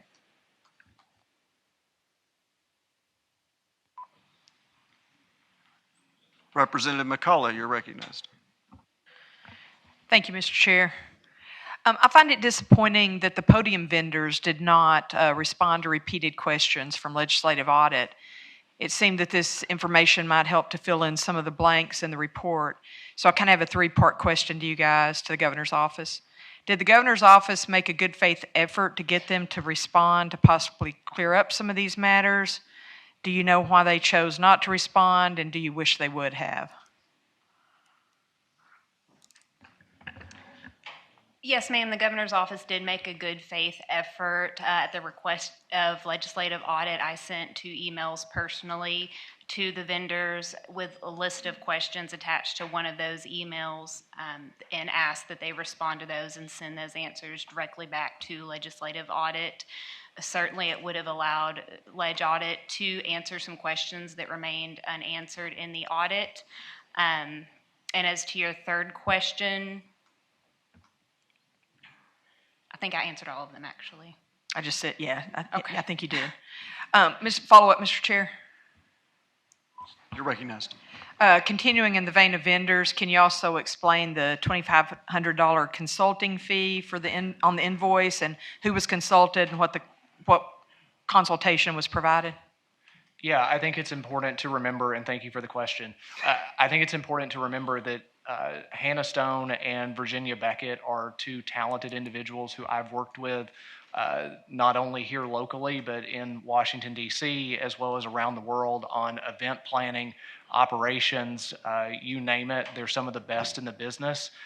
It's already been referenced by Leg Audit that Hannah and Virginia were heavily involved in the planning of the governor's inauguration. They procured the podium that was used for that. We liked that podium.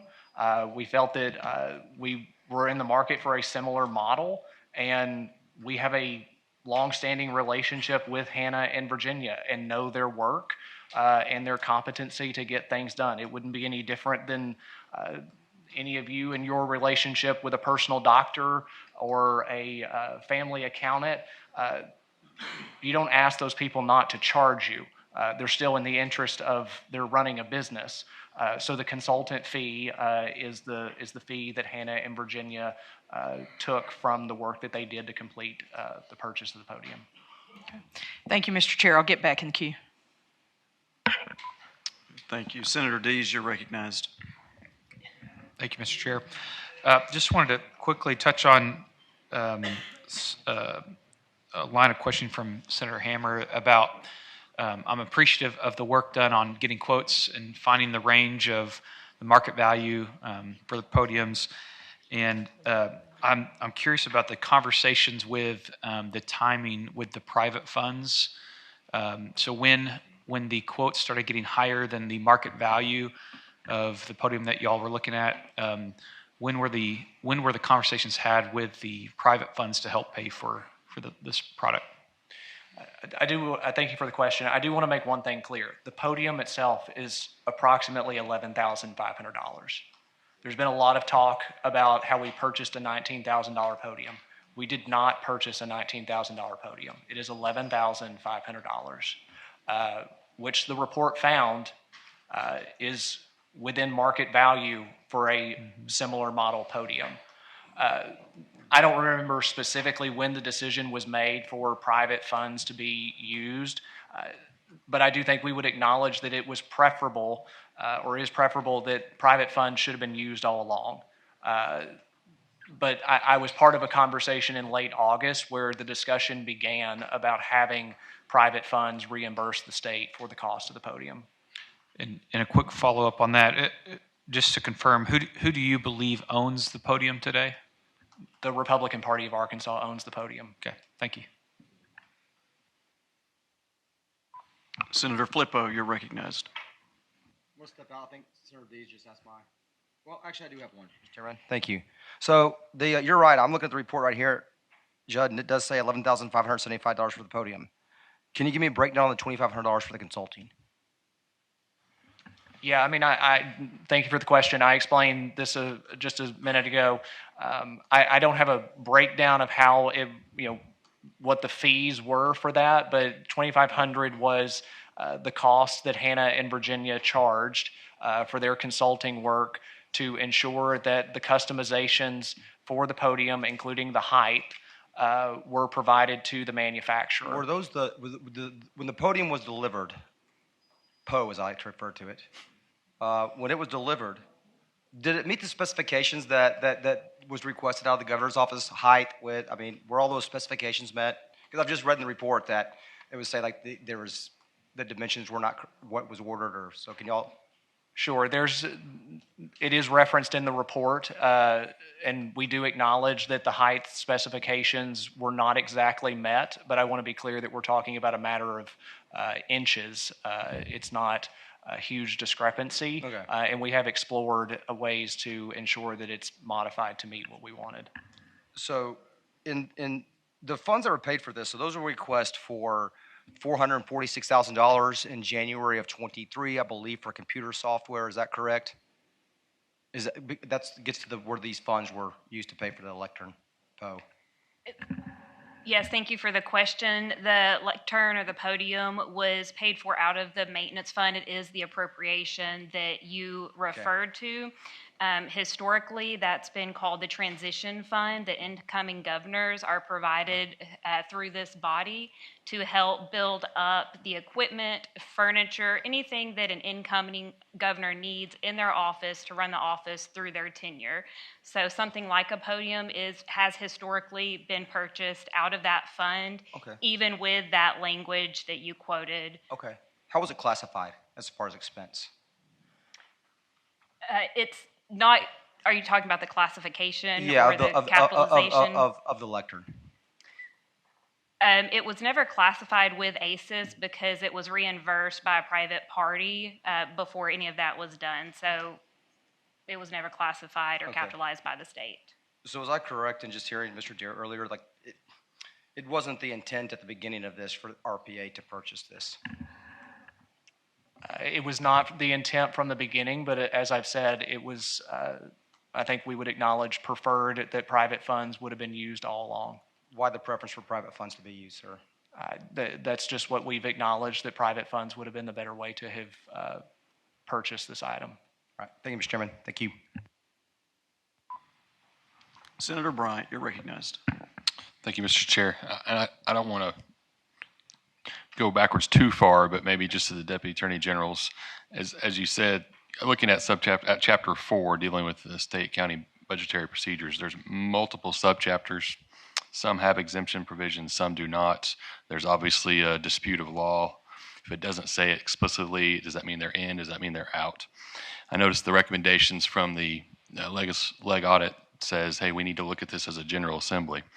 Can you definitively say it's better to go into the general provisions of subchapter 1 of chapter 4 and expressly say one way or the other to consider them a constitutional officer and exempt from state agency provisions, or as Leg Audit would infer, maybe go to as their state agency unless explicitly exempt?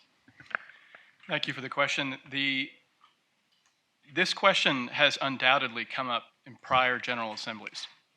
And it seems like the answer to that question was it's better to go by subchapter than to go by the entire chapter.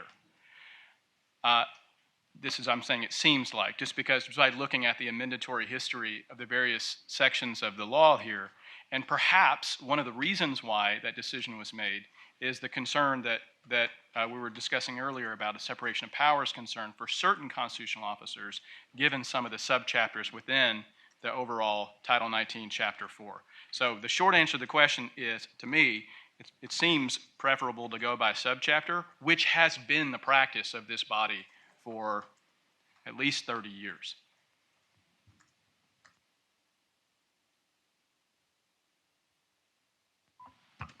Senator Chesterfield, you're recognized. Thank you, Mr. Chair. I am wrapped in the legalese and accountancies that have inundated us today. So mine is a very simple question, since I'm just a country girl from Hope, Arkansas. It is the opinion of the AG's office. Let me first state what I do believe Audit is saying. Audit is saying that you don't have to have pre-approval for procurement. Is that what Audit is saying? That the AG's office, that we'll just say the AG's office, let's get it off the governor's office, that the constitutional officers don't have to have pre-approval for procurement. However, they do need to follow the rules of marketing and redistribution for the purposes of removing something that they have purchased. So let me just ask you this. If the AG of the state of Arkansas chooses to buy a $20,000 car, you don't have to go through procurement, but you can then turn around and sell it for $500, and that's okay. Is that what y'all are saying today? So what we're doing is responding to the question that we were asked in the opinion about whether the constitutional officers are agencies for purposes of every subchapter within the General Accounting and Budgetary Procedures Law. And the answer to that from a legal perspective is no. My understanding is that previous constitutional officers and in different constitutional offices have voluntarily complied with some of the procurement rules to avoid concerns like you're describing. The crux of the issue is in the selling of the podium. Leg Audit is saying that it still belongs to the state of Arkansas because you did not follow the rules that have been in place. I'm going to ask, my question is not a difficult one. All it requires is a simple yes or no. And that is, if a constitutional office chooses to purchase an automobile for $20,000, what I'm hearing you say is that they may distribute that for any price they choose. Now, is that what I'm hearing? What I'm trying to answer, yes or no? My answer to your question is that is up to this body.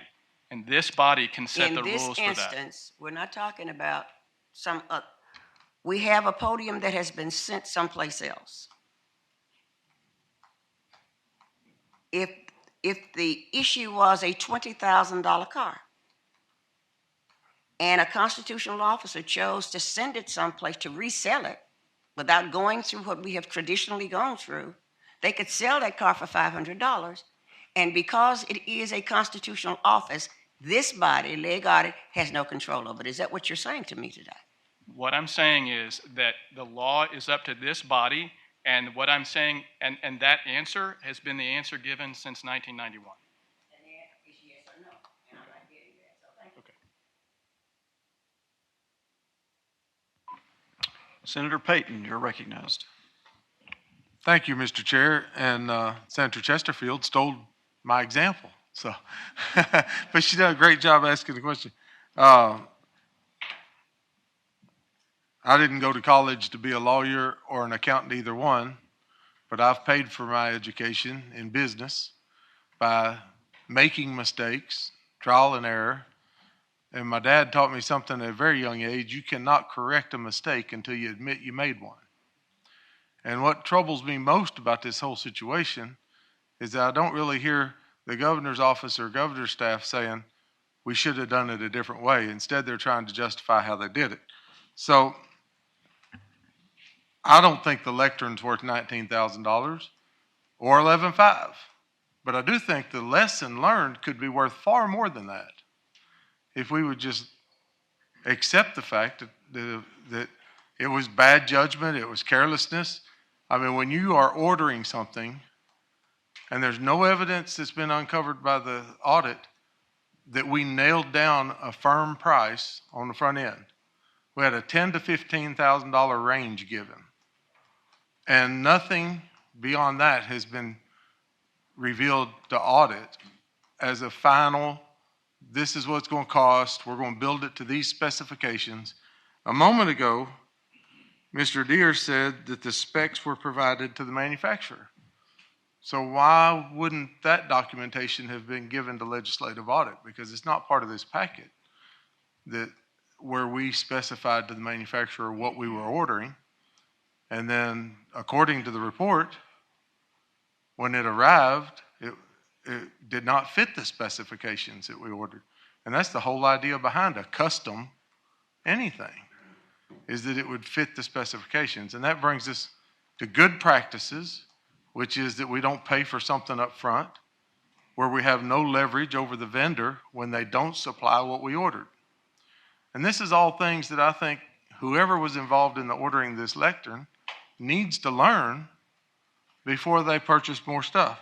So my question to the governor's office, I was going to ask if the governor's office would have preferred the three vendors cooperate, but that has already been shelled out. Y'all said that you tried to compel them to cooperate and that you would have preferred that they cooperate. So on that basis, is the governor's office willing to not use these three vendors in the future? Because I do not appreciate the fact that just because they were out of state, that they were exempted from cooperating with legislative audit. And we may be limited on jurisdiction on what we can do with out-of-state vendors.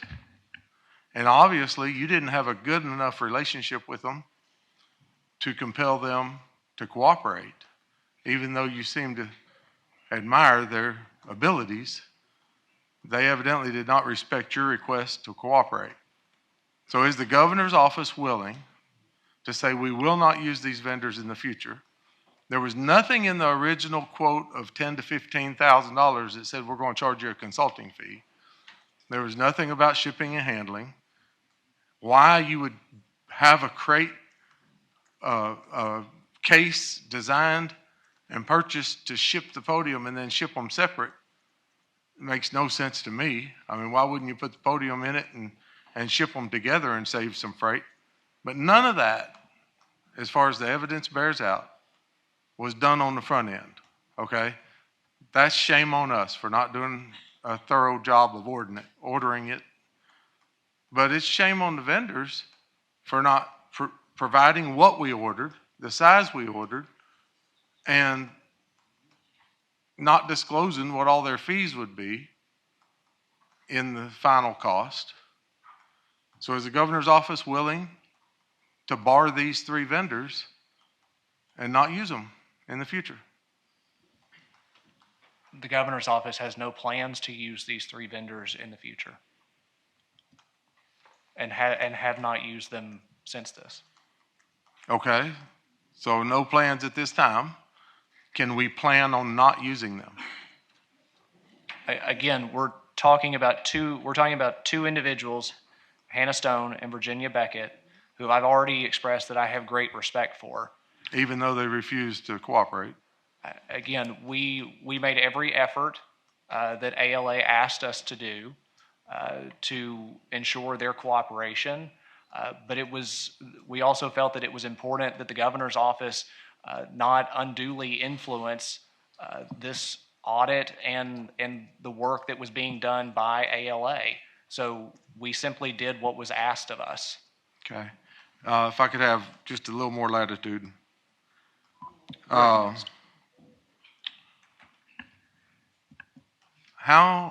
Isn't it naive to have great respect for their ability when they failed to provide the product that was ordered? The product that was ordered was provided. Again, we ordered a custom lectern to certain specs. And from what I can tell, from what they proposed in the beginning, it's just the standard lectern that was that size. Thank you for the question. It is not a standard lectern. It is a custom-built podium, custom to a specific height. If you turn on any national news channel right now, this is a very common Falcon-branded podium. It's used all over the world. I'm quite familiar with it. It's used almost daily at White House events. It is a custom-built podium to a specific height. So how many of these podiums exist if they're used around the world? And are they built to that specific height that we received or that specific height that we requested? I don't know the answer to that question. Well, that would determine whether it's custom. It is a custom-built podium to a specific height. So there may be another one out there that is of similar height, but there's also ones out there that are standard, that are taller. This one is shorter because the governor's height is shorter. I appreciate your response, but do we know what height it was supposed to be and what height it is? Yes, and if I may follow up, Senator, you asked how we know that the specs were provided to the manufacturers. Legislative Audit was provided dozens of text messages and emails that outlined the specific customization request of the governor's office. Multiple heights of the governor were sent, measuring from, you'll see the phrase in the report, elbow to the ground. That phrase came out of a text message that was sent from an employee of the governor's office to Beckett Events, stating that we wanted the height to be with the governor wearing 2-inch heels, a certain distance from her elbow resting on the podium to the ground. There was significant detail put into what that height would be. You raise a good question why that information wasn't fleshed out in the report, why it wasn't stated that the governor's office provided dozens of documents detailing the specification.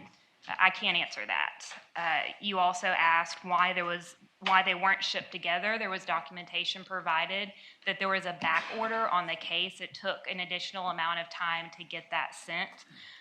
So they were unable to be sent together because the podium was completed significantly before the case was available itself.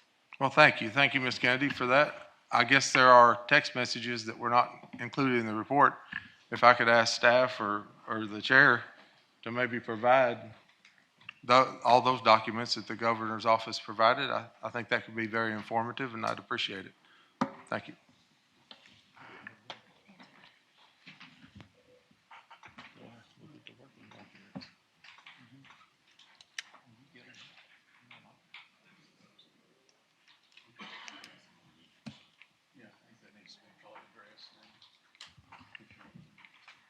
Mr. Chair, with your permission, I can address Senator Payton's Yes, ma'am.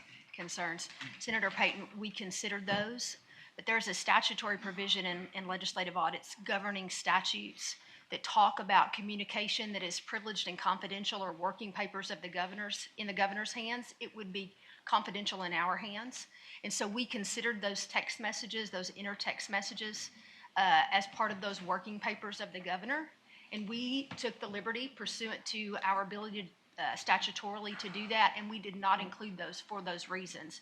But we did examine those, and we considered those. On the page that discusses the height of the podium that I believe Ms. Kennedy actually spoke on when she talked about the elbow length of the podium, we did address that. We just didn't specifically reference those. out of consideration for the governor's office and that being part of their working papers. Thank you for that. And so in the report, I do have access to the measurements that Legislative Audit made of the podium that arrived here, but I don't have anything that I can see of myself of what the measurements would have been if it had met the order. So do both sides here or both entities, the governor's office and Legislative Audit, both agree that what we received was not the size and specifications that we ordered? The governor's office would agree to that. Okay. And I think it was in the report. So thank you. Thank you, Mr. Chair. Yes, sir. And Senator Johnson, you are recognized, sir. Thank you, Mr. Chairman. I'm not quite sure where to begin. I'll just jump in the middle of it and waller out to the sides.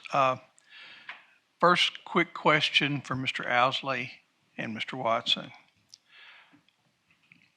Ms. White said that prosecuting attorneys are constitutional officers. Do you agree with that in this context?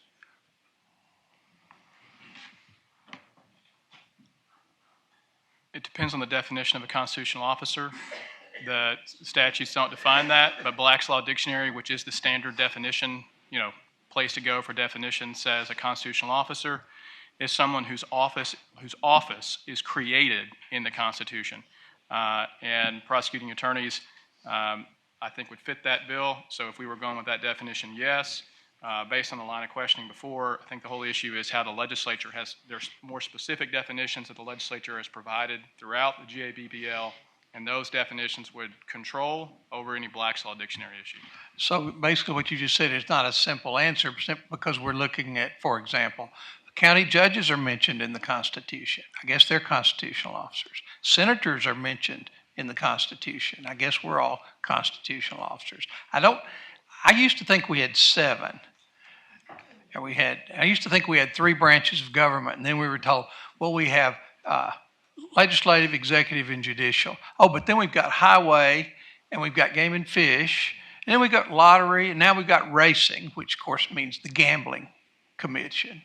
I'm not sure I know where that line that ought to be pretty clear. It was clear back in 9th grade civics, but it's not clear to me now. But I appreciate your answer, and I think it was a good answer. The thing that I'm trying to do here, as this committee, generally, our job is to make sure that the taxpayers' money is spent and accounted for properly. And our secondary responsibility is that we as this committee discover discrepancies that need to be addressed in the law, including, as you, Mr. Owsley, properly pointed out, the bullet points on page 16, which you agree with some of them and you disagree with another. The one thing that jumped out at me is that, and I want to say how much I appreciate our staff. And I've served on this committee for a while, and I think they're some of the finest people I've ever worked with in my whole life. But they may get it wrong sometimes, just like, all of us might get it wrong sometimes. But it appears to me that if a constitutional officer, and in my context, I mean the 7, the ones we think of as the 7, are exempt from the procurement law, it's ludicrous to say that they're not exempt from using M&R. Now, M&R exists to facilitate proper reuse of the state's assets. If I've got a computer that on my desk that I don't need anymore, there's another agency that could possibly use it. M&R is there to market or redistribute those things. But that is part of it. Until recently, I guess it was part of the Office of Procurement. I think now it's been transformed into something else. But at one point, it was under the Director of State Procurement. But where I'm trying to do here is find out, one, were the taxpayers robbed? Were the taxpayers defrauded? And I don't see anything in the report that the taxpayers were defrauded. I also don't see anything other than some legal things, and I trust you good lawyers and the Attorney General and the people that will serve on our Judiciary Committee in January to help come up with some ways to clarify this. And I think we probably need to, but I seek your guidance in doing that. But the reason we're here, and if we're all candid with each other, is that this process, which I consider sacred because I've been a part of it for about 2-3 sessions now, has been politicized, and it bothers me to no end to see this being used politically. Now, can you take the General Assembly completely out of politics? Of course not. I would never think that. Can you take a governor out of politics? Of course not. That would be naive. But this particular procedure should not be politicized. And I want to apologize not to you specifically, but I will include you, but certainly to the governor for having to be put through this. And I think she handled it just perfectly in saying, this will be reimbursed. This can be done out of the party funds. And I'm grateful that it was done. Now, if she had asked me day one, how should I do this? I say, you need to call Seth Mays and talk to them about, or Chairman Wood, and maybe let's let them write the check. And we wouldn't have wasted the kind of time that we could use working on protecting our citizens from the crypto miners or all the other things that we need to get done. But I just want to say that I thank you for your candor and your cooperation. Our staff at Leg Audit, they're fact finders. They're going to present us with facts. Some facts may be deemed someday by a prosecuting attorney to be very relevant, and some may have no relevance whatsoever. But they do a thorough job of providing the facts. I especially appreciated Ms. White's comment about why the emails weren't included, because they know that's a privileged communication. And that shows the professionalism that they do. But again, I don't like seeing something like this. We've seen it all across the country. Proper legal legislative procedures being politicized and weaponized. And please accept my apology to you and to the governor for being, in this particular case, victims of that. That's all I have, Mr. Chairman. Thank you. Senator Hickey, you're recognized. Thank you, sir. 3 questions first. I was wondering if this gentleman, since my intention is to ask the third question to the AG, would he mind scooting over just a little bit? And first, Mr. Chair, could I ask you a question? Representative Gazaway? Yes, sir. Okay. Well, kind of based on your tone here, and I'd heard what Representative Petty had asked our staff about some influence, but it was my understanding that you were in a meeting with the governor's office and the Senate chair of this committee last week. And I'd like to know, did you make a statement, and I'm going to paraphrase, that this legislative audit that we have is out of control and needs to be reined in? And again, I'm not saying every word of that's right, but I need to know that question based on the start of this conversation and some of the tone I've heard in this committee. Well, so Senator Wallace and I were in a meeting, I don't recall the exact date of it, with legislative audit. It included the colonel of the Arkansas State Police, the attorney for the Arkansas State Police, the CFO for the state police. I'm trying to think. Mr. Norman, Mr. Kevin White, Emily White, and some staff members whose names I don't recall. With regard to making a statement like that, I don't recall saying that in any committee meeting or any meeting of the specific meeting that you refer to. I do not recall making a statement like that. I have heard other members outside of this process make statements along those lines. And, you know, whether or not that's true or not is a question for this body to ultimately determine since the report's been released, but I don't recall making that statement, no. Okay, well, I appreciate your answer. Of course, we've got another conflict now. But as I said, my third question is going to be to the AG's office, and I'd like to go back to this this idea with this agency, if you don't meet, Mr. Owsley, are you? Yes, sir. And I don't care who answers this. But so, and it was kind of odd today, even with the Senate's appropriation that came through that we passed, but I did take the liberty after you all released the AG's opinion to kind of look into the agency part. I've kept my fingers out of this because I thought that's what was appropriate from the get-go. Is what I wanted to do was let this be a fair process, and I'd ask for any and all other legislators to do the same. Of course, we're each our own person down here, but I do think we have some, at a minimal, some ethical stuff whenever it comes to the way legislative audit is set up. But within the appropriation bill of even the Senate, and I did look at the governor's, within that appropriation bill, it defines them as an agency in there as it relates to that. Have you all looked at that also whenever you've been going through this? Thank you, Senator, for the question. Yeah, we're aware that the appropriations bills use the term agency in reference to constitutional officers.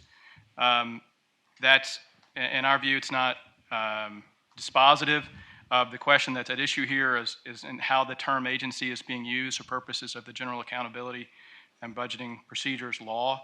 My understanding is that there's standard language that is included in all the appropriations, basically that get run all the way through. And so it wouldn't surprise me if that's the same language that's used in all of the appropriations without regard to whether... So are you saying since it's standard language is in statute that it really doesn't count? No, what I'm saying is when you have two statutes and you're asking a specific question, whether the particular statute applies to a certain office, the most relevant question is how that statute defines those terms. Okay.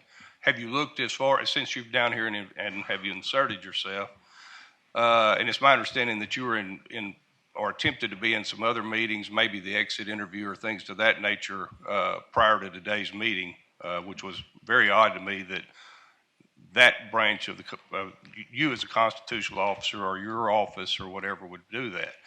So, but I do ask this, have you looked at your appropriation bill also to see if that same language is in there, or do you know?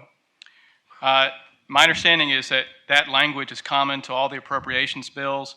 Again, the question is, what does the General Accountability and Budgetary Procedures Law mean when it uses that term? It's very common for these general terms like this, like the question earlier from Senator Johnson about constitutional officers or offices that are very broad like that. They're often used in different ways across different statutes. So the most relevant question is what it means in that specific subchapter. And I would like just to respond to the statement that was just made there. You referenced me personally. I'm sure you're referencing the office. If I did, I apologize for that. So our office was asked to be in a meeting with the governor's office and legislative audit. My understanding is that legislative audit, the process is for legislative audit to have an exit interview in which they sit down with the agency that's had the audit, and they go through the draft of that audit. My understanding is, and the governor's office is better positioned to answer this, but I do think I need to respond to what you said there. Okay. My understanding is that legislative audit presented the governor's office with the draft audit report, as their normal process is, and then when a few hours of providing that 70-plus page report had sat down for that exit interview. That was sort of called off either at the moment or shortly before because there wasn't enough time for the governor's folks to read and prepare for that. It was rescheduled. We were invited to be there, and we sent someone from our office. The meeting was 8 minutes. Our representative said nothing in the meeting, and our understanding of the purpose of that meeting was to talk about the draft itself, whether there were any legal concerns, or from the governor's perspective, whether there were any factual concerns. And as I said, our representative who was there didn't say anything in the meeting, and it was about 8 minutes. So back to the thing with the appropriation, I guess my question is this, we're down here talking all this stuff that it doesn't apply to the constitutional officers. Again, it's in the Senate also that we're defined as an agency. And I guess from my standpoint as having one vote down here, that if we're trying to elude that leg audit does not have the the power to go in and provide transparency on items such we're doing right here, then I'm not willing to vote for the appropriation. So I guess I need a clear direction, since especially we're in fiscal session right now. If that is what we're alluding to, then I need to know that before these votes are taken, or at least we need to try to do some cleanup language before we get out of here. So could you answer that for me, sir? Yeah, thank you for the question. I believe you'll recall last year the legislative audit flagged the previous Attorney General for a problem with paying a certain number of employees at the Attorney General's office in excess of their line item maximums. This was the previous administration. That has nothing to do with the General Accounting Budgetary Procedures Law. So the question that we're talking about here is this very restricted question about procurement and M&R, not for all purposes of legislative audit. And I think you'll recall that our office, even though we didn't make that mess, we showed up at the audit. We said yes. We wrote an opinion. Saying legislative audit is correct on this. And our understanding. And that's fair. That's fair. But just with what you just said. So if you're trying to say that the constitutional office, and I could use your office, you use the governor's office, if we're not subject to M&R, which is what I think I'm hearing or what y'all are trying to say, then that's what I'm saying. I don't know at this point, since I'm hearing that, and if that would be correct, which I have a problem with it, whether it is, but I don't want to vote on any of these appropriations, because I think that at the very least, we're sitting down here talking this stuff, but what my opinion is that the constituents of the state of Arkansas right here, they don't care. And now, don't get me wrong, I care about the rule of law, and I think it's important of all the details, but I can promise you right now, what they're worried about is that just this transparency is here and that things have done correct. As far as the governor's office, and there's been some people this week or this weekend, allude that I'm disrespectful to them. I have never, and I'll ask anybody to point that out, been disrespectful to this. This is all just business to me. To provide those checks and balances. Nothing more, nothing less. So again, I guess that I need clear direction from you all before we get out of this session, at least as it relates to my vote. Thank you, sir.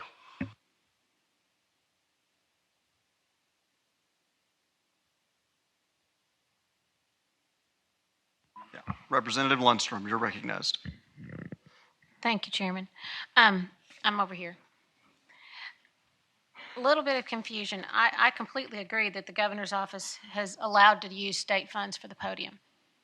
I'm a little confused why we went ahead and had the RPA pay for it when it's perfectly within the governor's purview to have a podium.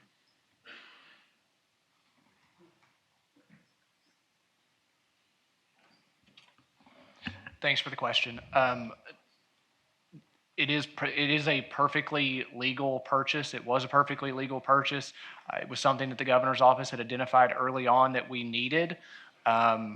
So again, there was nothing wrong with the purchase. We just decided that it was preferable that private funds pay for it. Okay. Another question on the process of purchasing that type of purchase. It seems like there should have been a bid with an outline, a drawing, sales tax, shipping, everything from guts to feathers, so that if it wasn't right, first of all, you could get a discount or whatever, but it just seems like there should have been a bid. I don't think we need the text or the emails. The governor has a privilege to have private text, but a bid would have solved all of this. Thank you. And to Senator Payton's question from earlier as to what the governor's office acknowledges could be done differently, that is one thing that we have changed with our in-office policies and procedures to ensure a situation like this does not happen again. Okay. Last question. Could this just be a simple, honest mistake and knee-jerk reaction and an effort to try to make everything right that just went a little too far in the perfection of just wanting to do everything right? Maybe they could have just made a mistake. It's a new governor, it's new staff, new people coming into office. Could just be an honest mistake. We don't recognize this is not a mistake. Again, the podium was a legitimate purchase, one that the office had identified that we needed. This body appropriated money that was available to us to use to purchase items. One of them we identified was a podium. Later on, we determined that it was preferable that private funds that the governor raised through the state Republican Party be used to reimburse the state. No taxpayer money has been used to purchase this item. I mean, the item is owned by the state Republican Party. It is not owned by the state anymore, and no taxpayer money was used. So we do not view it as a mistake. Okay. What are we using as a podium now? There is a podium that was that remained in the office from the previous administration. As I indicated earlier to Representative Mayberry, I fully expect the governor to begin using this new podium. We were just waiting on the audit to be completed. Okay, thank you. Senator Hammer, you're recognized. Thank you, Mr. Chair. I'd like to ask Mr. Norman a question first and then go to the AG's office, please. Mr. Norman, how long have you been down here? 47 years. I want to ask you if you're ready to get out of here, but I don't know that'd be appropriate. But my question is, I'm trying to remember in the time that I've been down here, has the AG's office ever sat in an exit interview with anyone or any agency regarding the contents of an exit interview? Well, I haven't sat in on all exit interviews, but none that I'm aware of. In your 47 years? Yes, sir. None that you're aware of. So to the AG, I want to ask this question. You made a statement that you sat in on a meeting. Who invited you into that meeting? To be clear, what I said is I myself was not part of that meeting. We had a representative in our office who the governor's office asked us to attend that. Our representative went for about 8 minutes. Our understanding was not that it was an exit interview in the sense that it was a final interview. Our understanding was it was an opportunity to talk with legislative audit lawyers, not auditors, about the law from our perspective or the facts from their perspective. Ultimately, our representative didn't say anything. Okay, thanks for clarifying that. Then also to the AG opinion, what is the, was this opinion handled, let's say, in accordance with standard practices and procedures of the AG when it comes to handling AG opinions? Yes, sir. Okay, then how long did it take you to turn around this AG opinion from the time it was asked to the time it was turned out? I think it's about a week. Is that standard practices? Because I think I'm still waiting on a couple. Is that standard practices? Fair. It's fair. So I believe Noah can speak to this better, but I believe our average turnaround time is about 40 days right now. So some are much faster, some are 3 days, some are 1 day, some are 7 days, some are 10 days, some are much longer than 30 days. That's the average. So the answer is yes. Were you asked to expedite this? Was it given special treatment? We were asked to expedite, and there are often members who also ask for their Right. opinion to be expedited, and that's a question that we run up the chain. Right, and I've asked you before, for the record, I've asked for an expedited one. I Yes, didn't sir. get it as quick as this one, but was it asked for to get out ahead of this audit meeting? What was the stated purpose for it being expedited? There was no stated purpose. There was just a request that it be expedited, and we tried to expedite it. All right, thank you. Thank you, Mr. Chair. Representative McCullough, you're recognized.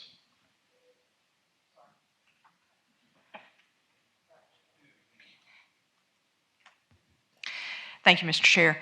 I have just one quick follow-up to Representative Lundstrom's question. Why does the lectern not live at the RPA? The lectern or the podium was delivered to the office. The state had been the one that had purchased it at that point. In the process of the RPA reimbursing the state for it, shortly thereafter is when this audit began.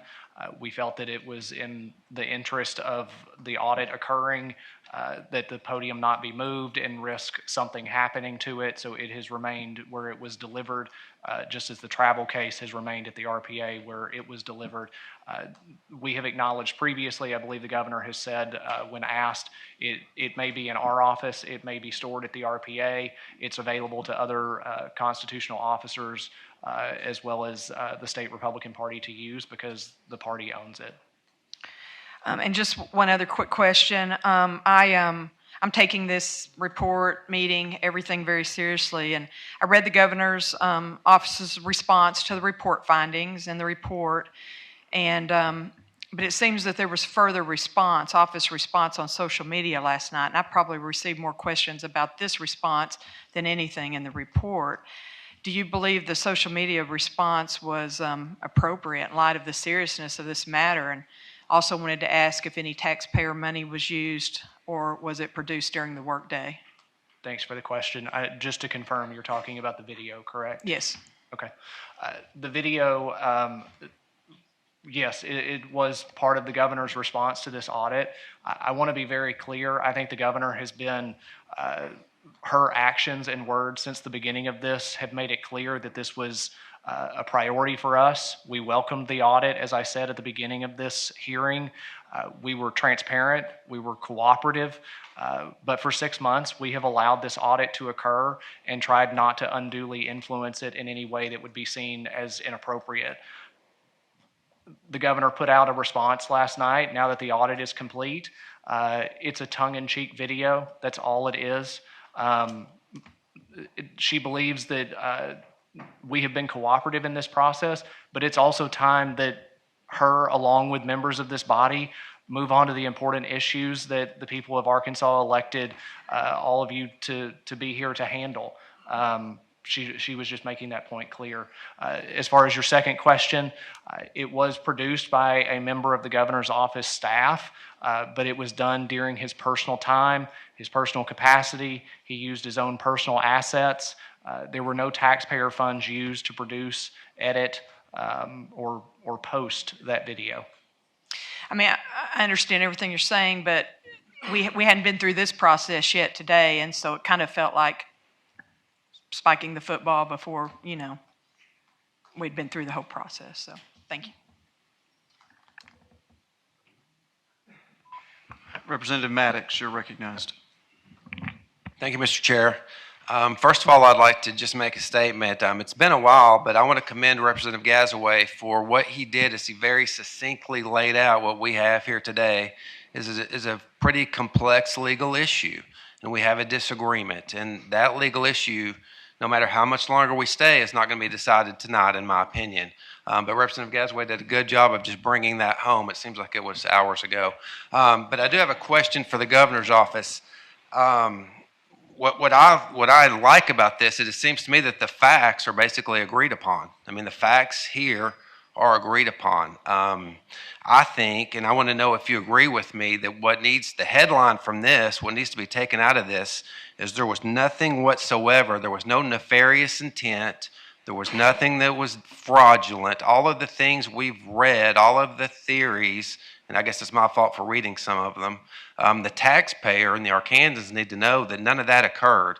We have some technical issues. You've already alluded to that, and you've already cleaned them up, is my understanding. So I guess my question is, do you agree with that? Yes, absolutely.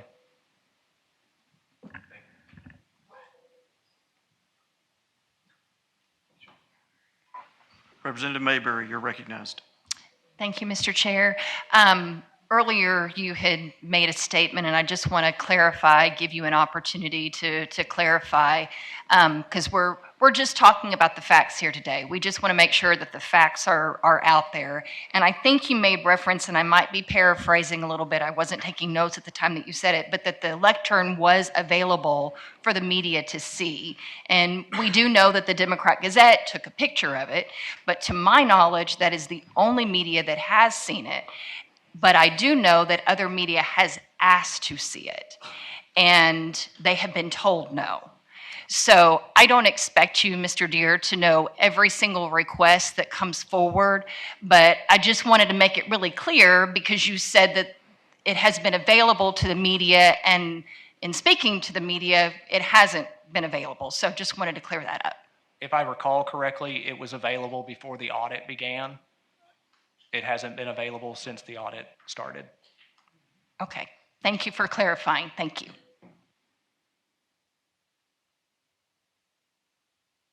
Senator Leding, you're recognized.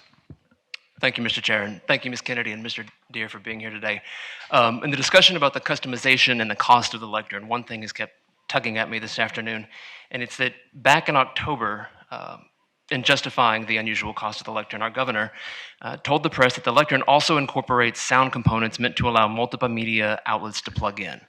And yet the lectern that was presented to state auditors, according to the report, did not include a microphone or any electronic components. So I'm just wondering, how do we reconcile the discrepancy there between what was described in October and what was presented to the auditors?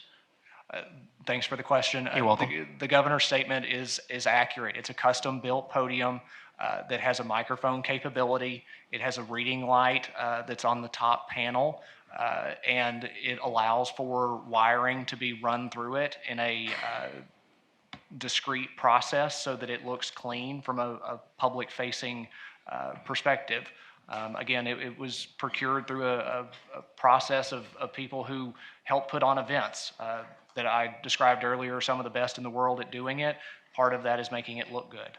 Okay, so when she said it incorporates sound components, we're basically just talking about holes through which wires could have been allowed to run? That would be a component of the podium. Okay, thank you. But to be clear, it also has microphone capability. So can you elaborate then on the capability, since the auditors say that there are no electronic components? It just has like a holder for a microphone? There's electronic hookup for the microphone to be able, for wires to be able to run through it to connect to a microphone. Okay, thank you. Thank you, Mr. Chair. Representative Rye, you're recognized. Thank you, Mr. Chairman. Right here. Just a question for y'all. This was basically started early last year. Isn't that right? Okay. The folks that were handling this claim, that's what we, call it a claim, that was coming through, had they ever worked with the governor's office or any other office handling expenditures? Because I just wonder about this, because you never ever pay for anything before you get it in government. And I just wonder if y'all could give me an answer on that one.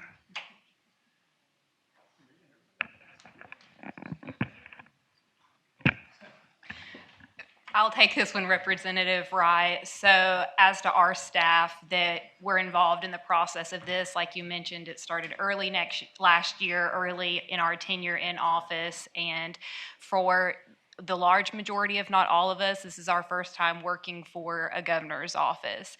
There may be a few exceptions. So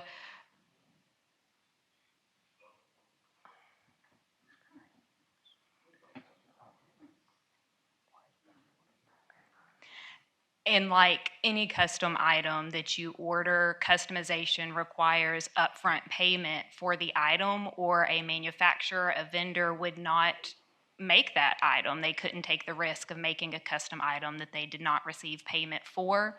That part of the procurement and purchasing law that's referenced that does not allow upfront payment is part of that GABPL that does not apply to the constitutional officers in this case.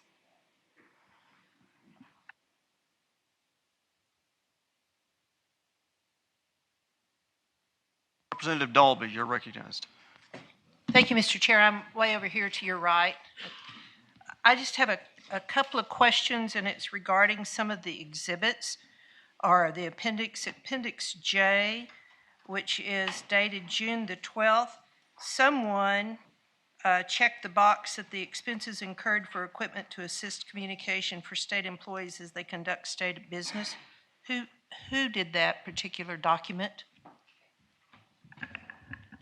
That would have been our office manager at the governor's office, who is our dispersing officer. And what is that individual's name? It's a Miss Hamilton. Is she also the same one that would have put LH on, I believe it's Appendix M and O? Yes, ma'am. And who directed her to put that on there? Her supervisor would have. And who is her supervisor? Mr. Deere here that's present with us today. And my question is, which one of these documents is accurate? Is the June 12th one correct, or is that a lie? Or is the Appendix M and O that has been altered, a government record being altered. Is that one a correct or is that a lie? They can't both be the same. So what was the intent? That's all I need to know. All of the documents in front of you are correct. Even the one that's an altered government document, is that correct? It is an altered government document, correct? It's a common government practice to write on receipts and invoices to document certain business procedures within the government. Well, I think we can disagree. The second question I have is in regard to what Representative McCullough asked earlier about the video response. You said an individual of the governor's office produced it. Who was that individual? His name is Mr. Davis. He's our creative director. What is his first name? Keaton. And how long has he been an employee of the governor's office? Approximately a year. Let's see. I had another question, I believe, and I think you've answered this, but I want to know, has the governor's office changed any of its policies, procedures that relates to purchasing and procurement since the purchase of the lectern? If so, which ones have changed? Yes, ma'am. The governor's office constantly is reviewing and refining our policies to best serve the citizens of this state. The one specifically mentioned in the audit is the timing of when the business justification statement is completed. It was completed after the purchase of the Podium, but before the audit started. As a result of the audit findings, the governor's office now completes that document prior to approval for purchases. So you may have just a couple of more follow-ups, Mr. Chair. You're recognized. So you are, to some extent, following a procurement and purchase procedure. Is that correct? As explained earlier in the public finance section, there are some statutes that explicitly apply to constitutional officers. I understand that. You don't have to explain it to me. Believe it or not, I can read the law. And I have a law degree that says I can read it. My question was just, what have you done? The second thing was that the last question I have was any personnel action taken against any member of the governor's staff related to this purchase? And if so, what and who? No, and nor should there be. I think we can disagree. Thank you, Mr. Chair. Senator Flippo, you're recognized. Thank you, Mr. Chair. Just a question for staff and I guess for Roger. I believe Senator Hickey had 2 or maybe 3 parts, Senator, to your audit request. One was regarding the FOIA bill that we had also passed last September. And I guess I just wanted to know, this is regarding the lectern portion of the audit request, but, there's 1 or 2 other parts. So I just want to know where are we at in relation to that. We have been brainstorming on that, and we are in the early processes of gathering information on that. So we've spent most of our resources trying to get this out of the way first, of course. And this is a very busy time for audit because we're trying to get the AFR, the statewide financial statements, together, and then also the federal compliance audits. There's certain time limitations on that, so we're getting freed up from that and focusing on the other audit at this time. And I guess my we always like to make it easy on staff, Roger. You know that. But the motion to the motion that was voted on in audit executive committee, I believe, to move forward with this audit, all that was included in the original report. So we are still moving forward with the other 2 portions of the. Okay. Yes, sir. Thank you. Thank you, Mr. Chair. Senator Mark Johnson, you're recognized. Thank you, Mr. Chairman. This is in response to the comment by Representative Dalby. I had specifically asked staff to provide me with ACA 554-121, tampering with a public record. It says, a person commits the offense of tampering with a public record if, with the purpose of impairing the verity, legibility, or availability of a public record, he or she knowingly makes a false entry in or falsely alters any public record, or erases, obliterates, removes, destroys, or conceals a public record. And that's not the same. is altered. That's what the word is, tampering. And I don't see any case where if someone makes a notation for internal accounting reasons, it would be considered tampering with a public record. If you altered it, for example, changed an amount or whited out something and typed something on it, probably one could make that rebuttable presumption, but I don't think this anywhere came close to this by simply someone making a notation for someone else in the office to know that in this particular case, I assume you're speaking of the fact that it was to be reimbursed. I just want to make that clear to the committee. Thank you, Mr. Chair. Thank you, Senator Johnson. I do want to follow up on that quickly because this was a point of contention that was in the audit. There are these 3 documents. They're all the same invoice, but 2 of them were written on, and they have the same note on them. I mean, it says to be reimbursed, but it's not the same note. And I tried to follow the timeline as to when those were created, why they were created, because I think all of these become relevant questions. Can someone explain exactly how that happened? Certainly, Mr. Chairman. Once it was determined that this podium would be reimbursed, the office manager we discussed earlier retrieved a check from the Republican Party and took it to TSS, who is our business office, to provide that check for reimbursement. Once she got there, she asked TSS to print a copy of the original invoice that was submitted into ACES so that she could staple it to or attach it to that check for reimbursement, write to be reimbursed on it, and create an additional documentation explaining what item it was being reimbursed with that check, which was the podium. She did that. She submitted all of the paperwork to TSS to be then entered into ACES. Once she returned back to the governor's office, she realized she had forgotten to make a copy of the new public document she had created. So instead of waiting for that to be uploaded and available, which could take hours to days, she created the second version for her own internal office keeping records that said to be reimbursed. To be clear, there was in no way an attempt to not be transparent by her or the governor's office. And in fact, the fact that we have all of these receipts are because they were released in either a FOIA request or to legislative audit at their request. Okay. And so I was trying to, once again, I was trying to understand this as I was reading the report, because the FOIA request came in, and then there basically were 3 versions of this document. Which ones of those were provided in FOIA, and which ones, if there was one that was not? Is there? They say the same thing, but can you explain what was provided to the FOIA request and what was not? The original document that was signed and handed to TSS was the one that was not provided in the FOIA. It was still processing in their system at the time the FOIA was responded to. It was the one in the possession of the governor's office that ended up being turned over in that FOIA request. So you're saying the first one, the clean, what I would call the clean copy, when was that entered into ACES? Days previously, and that one was also turned over in response to the FOIA. Okay, and then the third one, that one was turned over in response to the FOIA request. Correct. Was the second one ever turned over? Not during the FOIA request that specifically mentioned, but it was turned over in subsequent FOIA request. Okay. And, to follow up on Senator Johnson's question about the tampering, you look at that statute, and as I recall it, you have to prove at the outset, and it's my understanding that legislative audit does not make a determination of intent.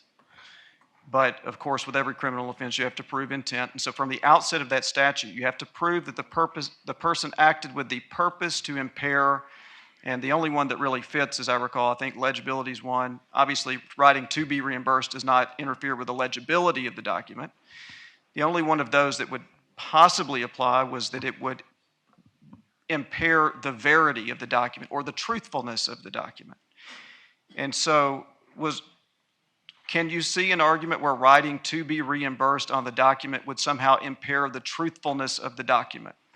I can't, because that document and that note was submitted at the exact same time of a check that was intended to reimburse this podium in case.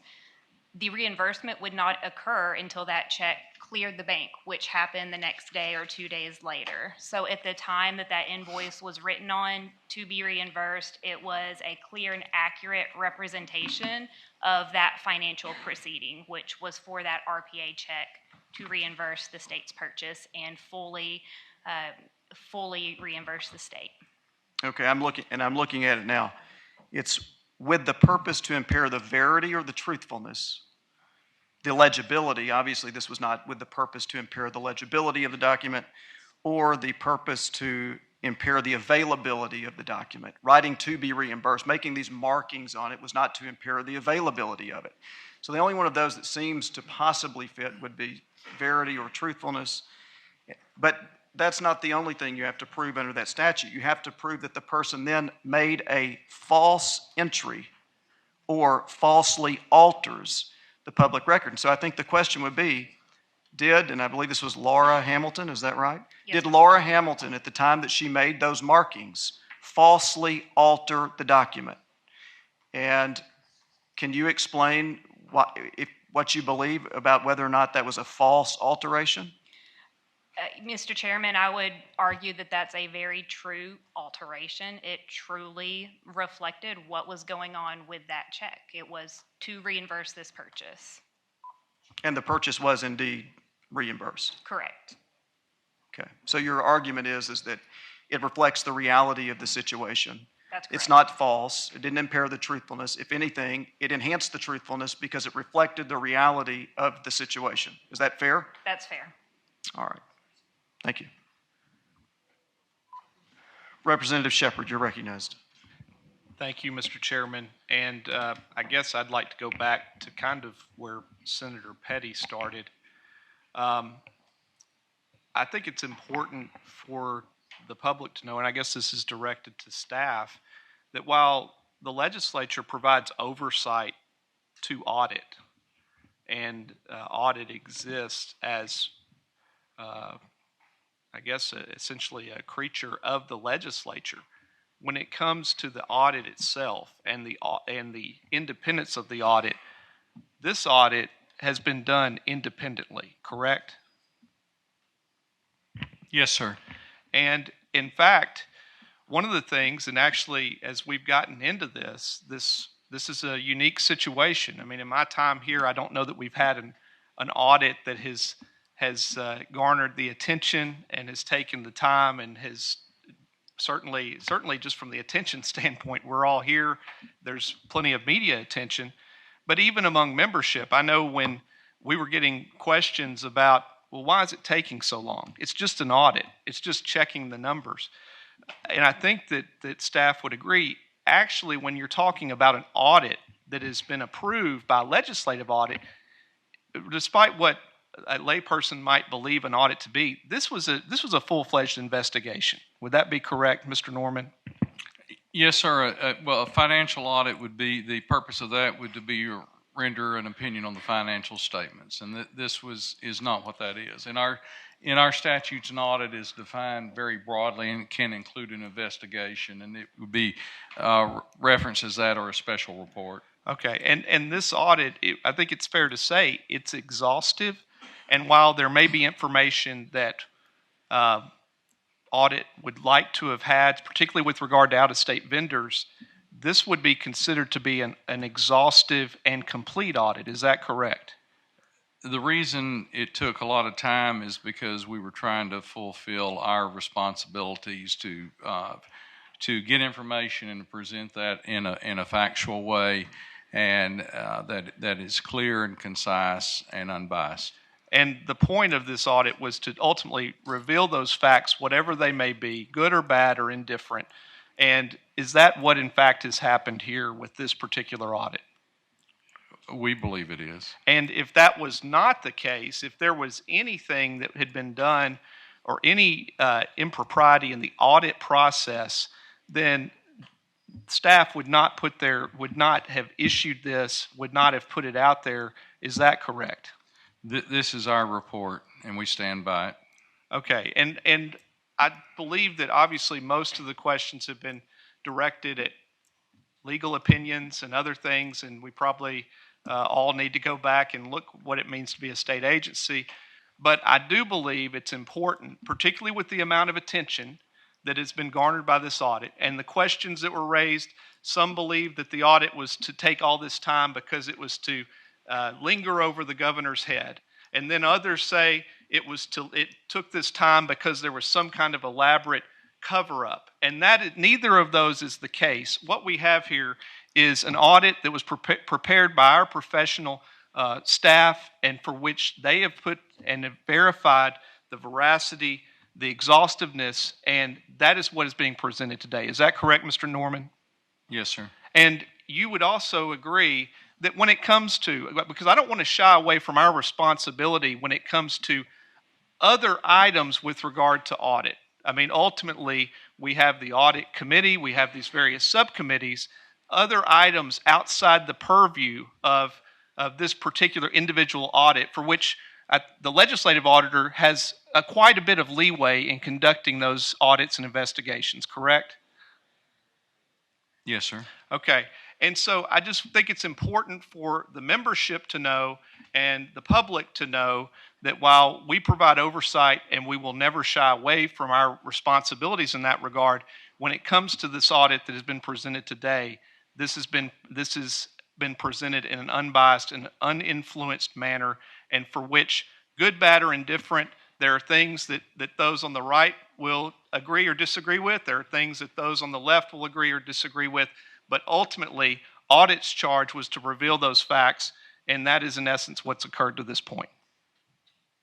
Yes, sir. That's all I have. Representative Lanny Fight, you're recognized. Thank you, Mr. Chair. This is for the AG. Historically, the AG would not opine on a case that was in mitigation or if it was in controversy like this particular one is. Has that policy changed, or was I mistaken about the policy? Thank you for the question. The historic policy is the Attorney General's office will not opine on matters that are in pending litigation or that are in litigation now. This leg audit report is not in litigation. The questions that we were asked were not specifically about the leg audit report, so this is very far from that traditional rule, which is still in place.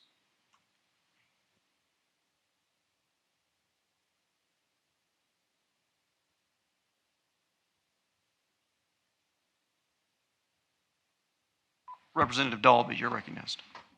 Thank you, Mr. Chair. The good thing about being attorneys is one in a town will starve to death, two will make a living.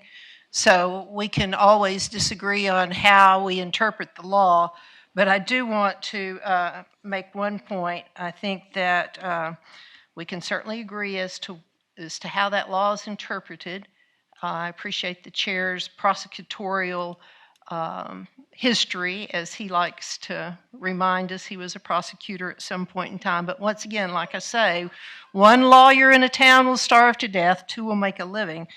But I think we can agree that that first document, the reference to Appendix J, that viewed that lectern purchase as a public or government asset. That was what was checked, and it was being viewed as a government or public asset, which it was. And the second one, when the notation was made, that was changed to be reimbursed, we're then changing what that lectern was to a private one. And so that was a significant change in my mind. So if I use the word tampering in a rather loose way, it certainly changed the nature of that particular item that was purchased with state funds. And so I want to make that point that that is a significant change and one that I appreciated Audit pointing out. Thank you.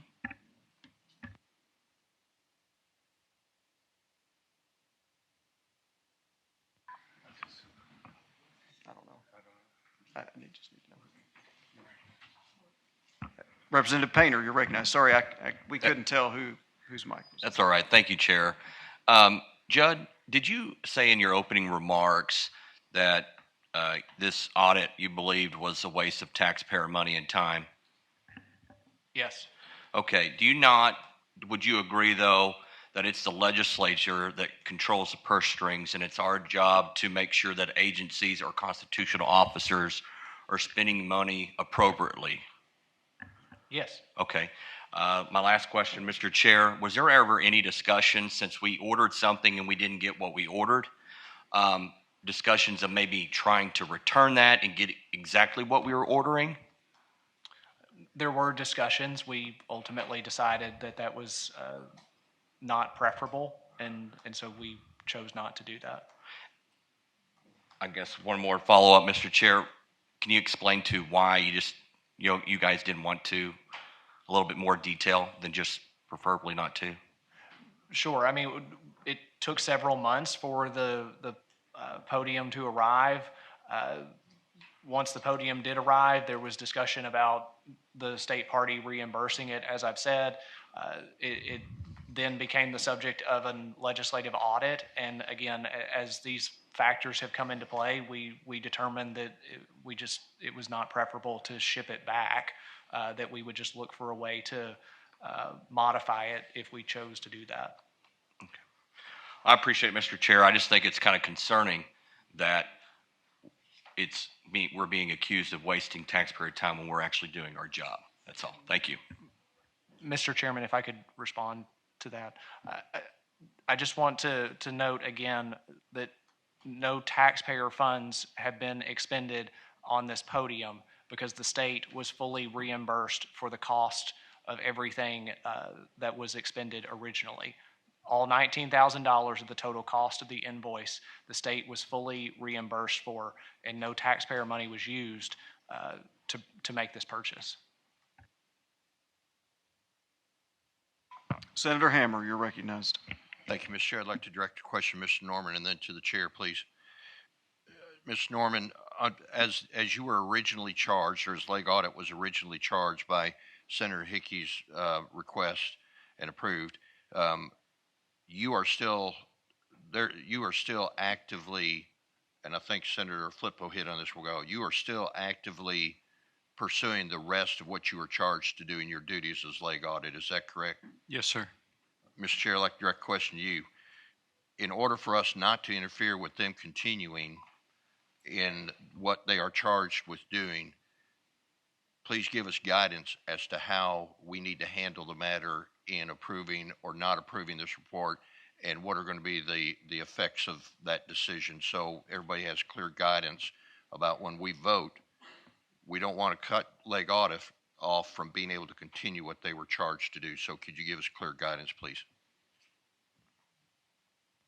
Well, I can give you my opinion. One, which is the approval of this report would be the report that's presently before us. As Mr. Norman stated, this is an ongoing process with respect to the second part of the audit that Senator Hickey requested. And so my personal opinion is I don't feel like if we vote that this report stand presented, that would in any way affect them continuing to be able to do the second part of the audit. Now, that's just my opinion, and what I would ask is that if audit staff has a different opinion than that they give it. No, sir, I agree with you that they are separate and they will be two different reports. Obviously, we've released this one, and there is nothing that I know of that would prevent us from completing the second report.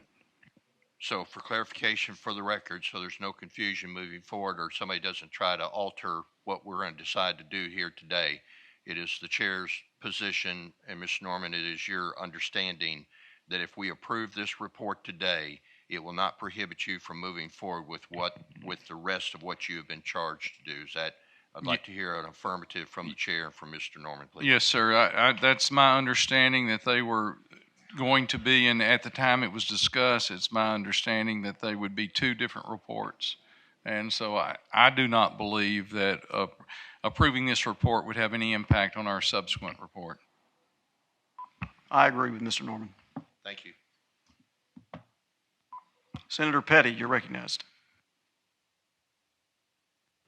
Thank you, Mr. Chair, and I promise I will not feel like I'm the only one asking questions this time. I have two quick questions, and I think it's relevant because it's basically the end of the conclusion of the report. And as I mentioned early on in one of my committees, I asked the question on a very insignificant dollar amount, why refer to the prosecuting attorney? And while Mr. Norman was not the respondent, I think he might be able to shed light on why and his answer to that. And then the last question is that typical? And I remember that from that meeting being that is generally typical that they refer that, but I'll let you answer that. I'll let Emily answer that. Senator Petty, in response to your question, and I thank you for that, there are 4 areas noted on page 16 of our report that give the legislative auditor cause to refer this to a prosecuting attorney and or the attorney general. The first, Senator Petty, is the FOIA noncompliance section. When the number of documents that could have been provided in response to FOIA was not thoroughly provided in response to FOIA, that statutory provision calls for if it's found to be a negligent violation, that's a misdemeanor, a criminal misdemeanor. And so that would trigger Mr. Norman's responsibility to refer that to the prosecutor. The second provision is the provision on page 16 that notes 19.4.1103 to be consistent in audits past when we have found violations for noncompliance with 19.4.1103. We have also referred those to prosecuting attorneys. The third reason that we would refer to a prosecuting attorney is the allegation listed in violation of 19.4.1107 and 1108.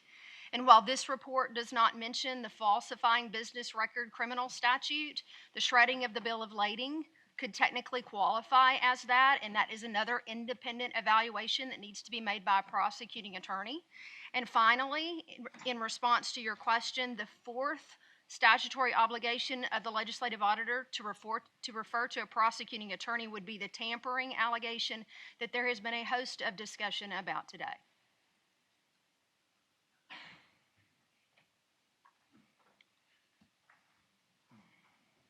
Senator Petty, you're recognized. Thank you. And that was more of a legal response than I got in the audit from the auditors that day. The response that day was pretty much what you referred to when you're talking about that's for a prosecutor to determine materiality or relevance. And so that was what I was thinking, that maybe that was policy, that you just took that decision completely out of the auditor's purview for their response and referred virtually everything that I've seen so far in leg audit to a prosecutor for them to determine violations or not. That's right, Senator Petty. We don't make what's called a mens rea or criminal intent evaluation. The auditor's responsibility pursuant to statute is to send anything that he or she thinks even may appear that way. That's his statutory obligation. Yes, sir. We're a reporting entity, and that goes to we can't take independent action. Just refer it to appropriate officials.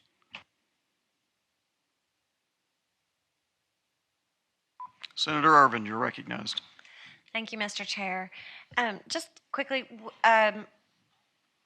when was the AG's opinion issued? What date? The question is April 10th.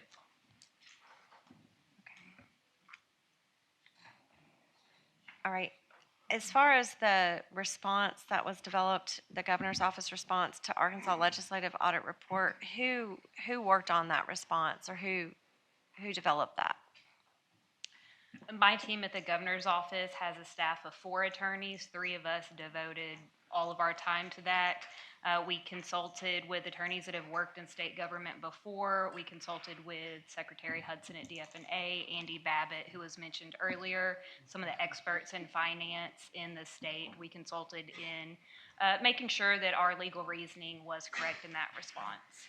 Did you have communications with the attorneys at the Attorney General's office in developing your response? Certainly after we wrote the response, we sat down with them and talked through our reasoning to see if they thought that we were off base. The Attorney General's office is the biggest law firm in the state and has some of the greatest legal minds in Arkansas. Furthermore, they are the representatives for constitutional officers and the governor's office. So I certainly did not want to go out and disagree with legislative audit if I was wrong. I wanted to make sure that my legal reasoning and my team's legal reasoning was sound. So after we completed our response, we did talk to the Attorney General's office about it. They did not edit or change it in any way. So, question to the Attorney General's office. Your opinion that you issued on April 10th would have been after March 29th, which was their response. So did this response and those communications and workings alter or affect your opinions? Thank you. The answer is no. What we did on this is we have a multi-level review process, and we had each person in that review process independently look at the legal arguments that are at issue here and independently do the research. And all three of those people came back with the same conclusions. Those conclusions are reflected in the AG opinion. We did not shop the AG opinion to anybody before it was published. We did the research. To Senator Hammer's question earlier, this process is the same way we do all the AG opinions. We did the research. We sent it up through the review process. It was approved by the Attorney General. We published it. Okay. Is it normal practice for, and this may be for audit, is it normal practice for the AG's office to be, I guess, a legal representation for an agency?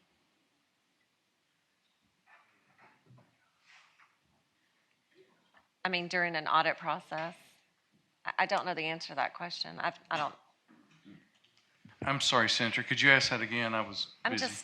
I'm just curious because they sought legal advice from the AG's office as they were forming their response to agent management response.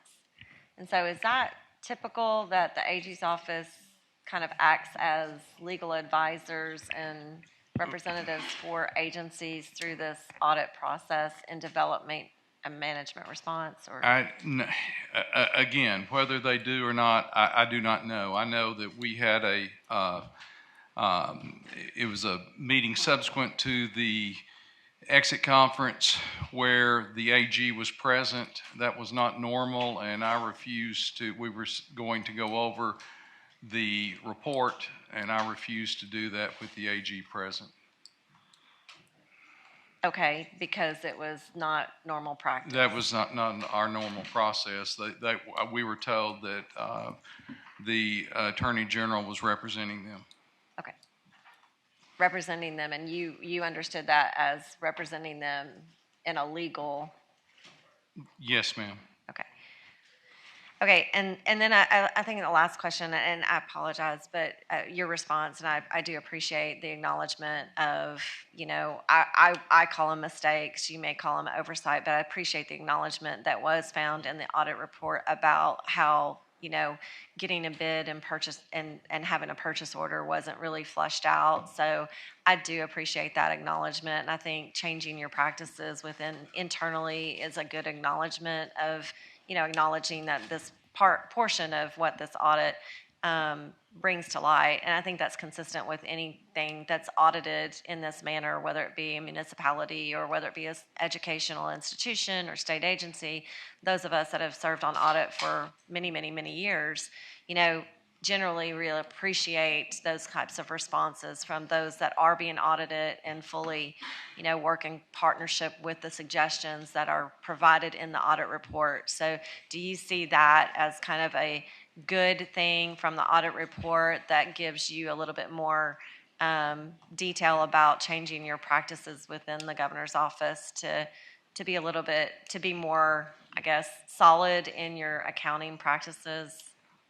Absolutely. One of the governor's missions is to save the state money, and part of that is having responsible fiscal practices within her own office, and we're certainly committed to having the best practices for the best benefit of the state. Okay. I appreciate it, and thank you for the questions. And I would just consistently, I think it's important as we go forward to understand roles and how those roles are in future audits and what that's going to look like if we have legal representation as a process of that? And I don't know the answers to that question, but that's something I think this body might need to consider in the future. Thank you, Mr. Chair. Mr. Chair, may I make a comment about the legal representation aspect? Go ahead. Thank you. As I mentioned earlier, we had sent a representative there basically to be an observer, essentially, and that representative didn't say anything in the meeting. Our understanding of the ask for us to be there was from a legal perspective. Clearly, the legislative audit report relies extensively on Attorney General opinions, and we've reviewed every single Attorney General opinion cited anywhere in the report. And so our view of our role in this process is essentially just saying what we think the law is, and it just so happens that what we're reporting, what we think the law is what previous attorneys general have also reported is the law. At no time in this process have we tried to defend anything about facts. Have we tried to ask anybody any questions on that? We have solely been about the law. What is our view on that? We put it in writing and we published it. Senator Ervin, did you have a follow-up question? You're recognized.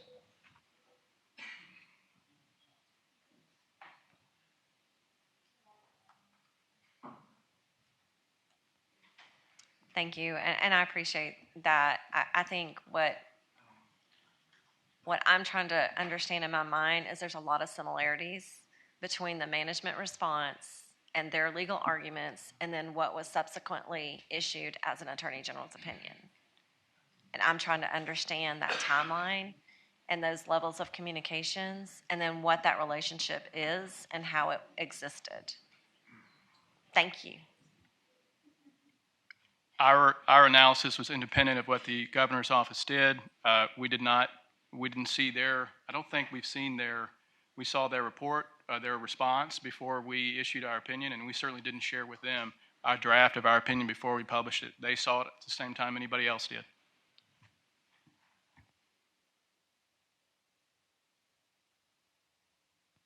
Did you want to say at some point? Go ahead. Senator Ervin, and I'm not for sure if this answers part of your question, but I think the thing that's brought out today is that there probably needs to be some clarification in the laws as it relates to the accounting and budgetary laws of the state of Arkansas.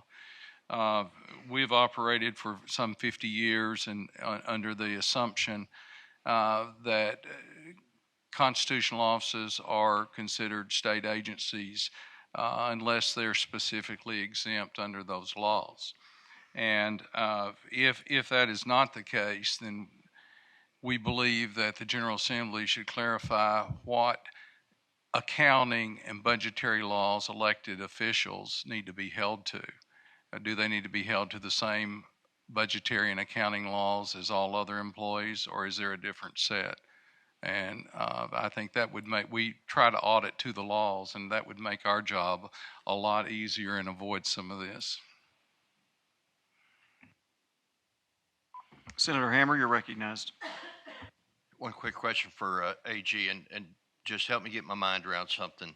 So because the AG has inserted itself and has sat in on these meetings, and if this thing ended up in litigation where legislative audit had to be called into court, represented, would the AG now be precluded from being able to assist legislative audit, and we'd have to get outside counsel because you'd be representing the governor's office on this? Or play that out for me just so I get my mind around it. Yeah, it depends on how that case progresses, whether we would have a conflict. If we did have a conflict, then of course we would not continue in any kind of representation in that case. It's hard to see how that conflict would arise. It would depend on who would be the plaintiff, who would be the defendant, what the claims would be. So it's hard for me to answer that without any more facts. And you wouldn't be able to represent the governor or us, either one? In a lawsuit about if this thing gets drug into court somehow, through going to the prosecuting attorney, just any possibility of that? I don't think so. All right, thanks. Senator Chesterfield, you're recognized. I move immediate consideration. What? Go on. There's not a motion on the floor to be immediately considered, so I think she said hurry up and find one.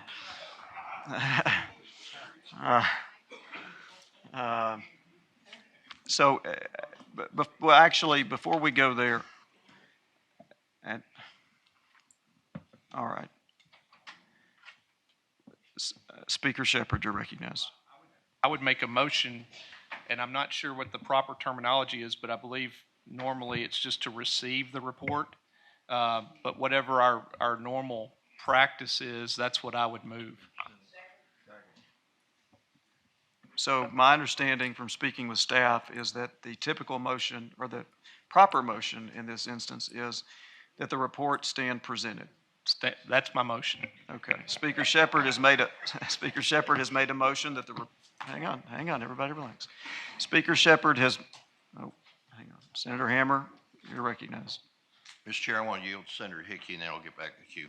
Okay. Senator Hickey, you're recognized. Yeah, I want to make sure, because there's been some rumor going around that, since I've been down here as long as I have, that the motion has always been, I thought, to file the report.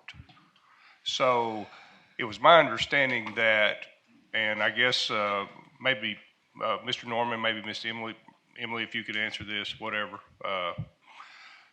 that if we use the word presented here, as if the report was presented or not presented, that there was a way that could actually keep the working papers maybe from going to the prosecuting attorney or anything.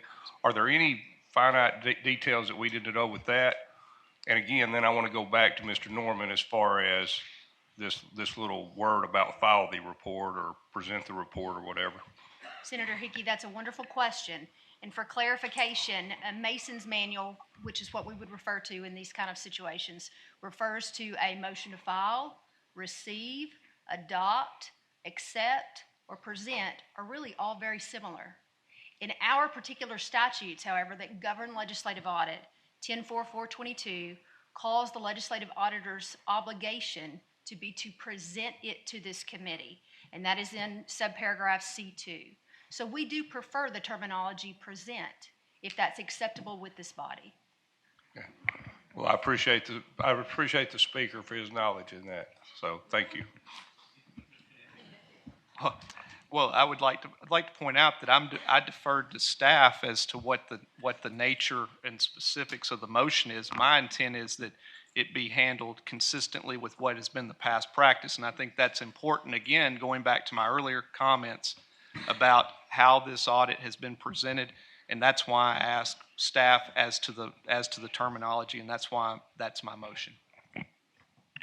If I may, Mr. Chair, in brief response to that, Speaker, so in accordance with that statutory obligation that I just stressed for you all, once a report is presented to this body by the auditor, at that point, our working papers become subject to FOIA. So that's why it's important, in our opinion, and mine as legal counsel for this agency, that the terminology be correct, because this is such a highly regarded report in that regard as far as the notoriety attached to it. So at the point that it is presented and either accepted, filed, adopted, received, or presented, you all acknowledge presentment, at that point, our working papers are subject to FOIA. So that, once again, that was my understanding, is that the proper motion here would be that the report stand presented. Speaker Shepherd has made a motion that the report stand presented. Is there a second? Senator Chesterfield, actually, I want to make sure everybody is recognized. So Senator Chesterfield, you're recognized. I move immediate consideration. All right. That's a proper motion. It's non-debatable. There was a second. I want to make sure that we had a second. Second, Senator Hester. Motion is immediate consideration. It's non-debatable. All those in favor that the report stand presented, say aye. Aye. All those opposed, the motion stands. The report stands presented. Thank you very much.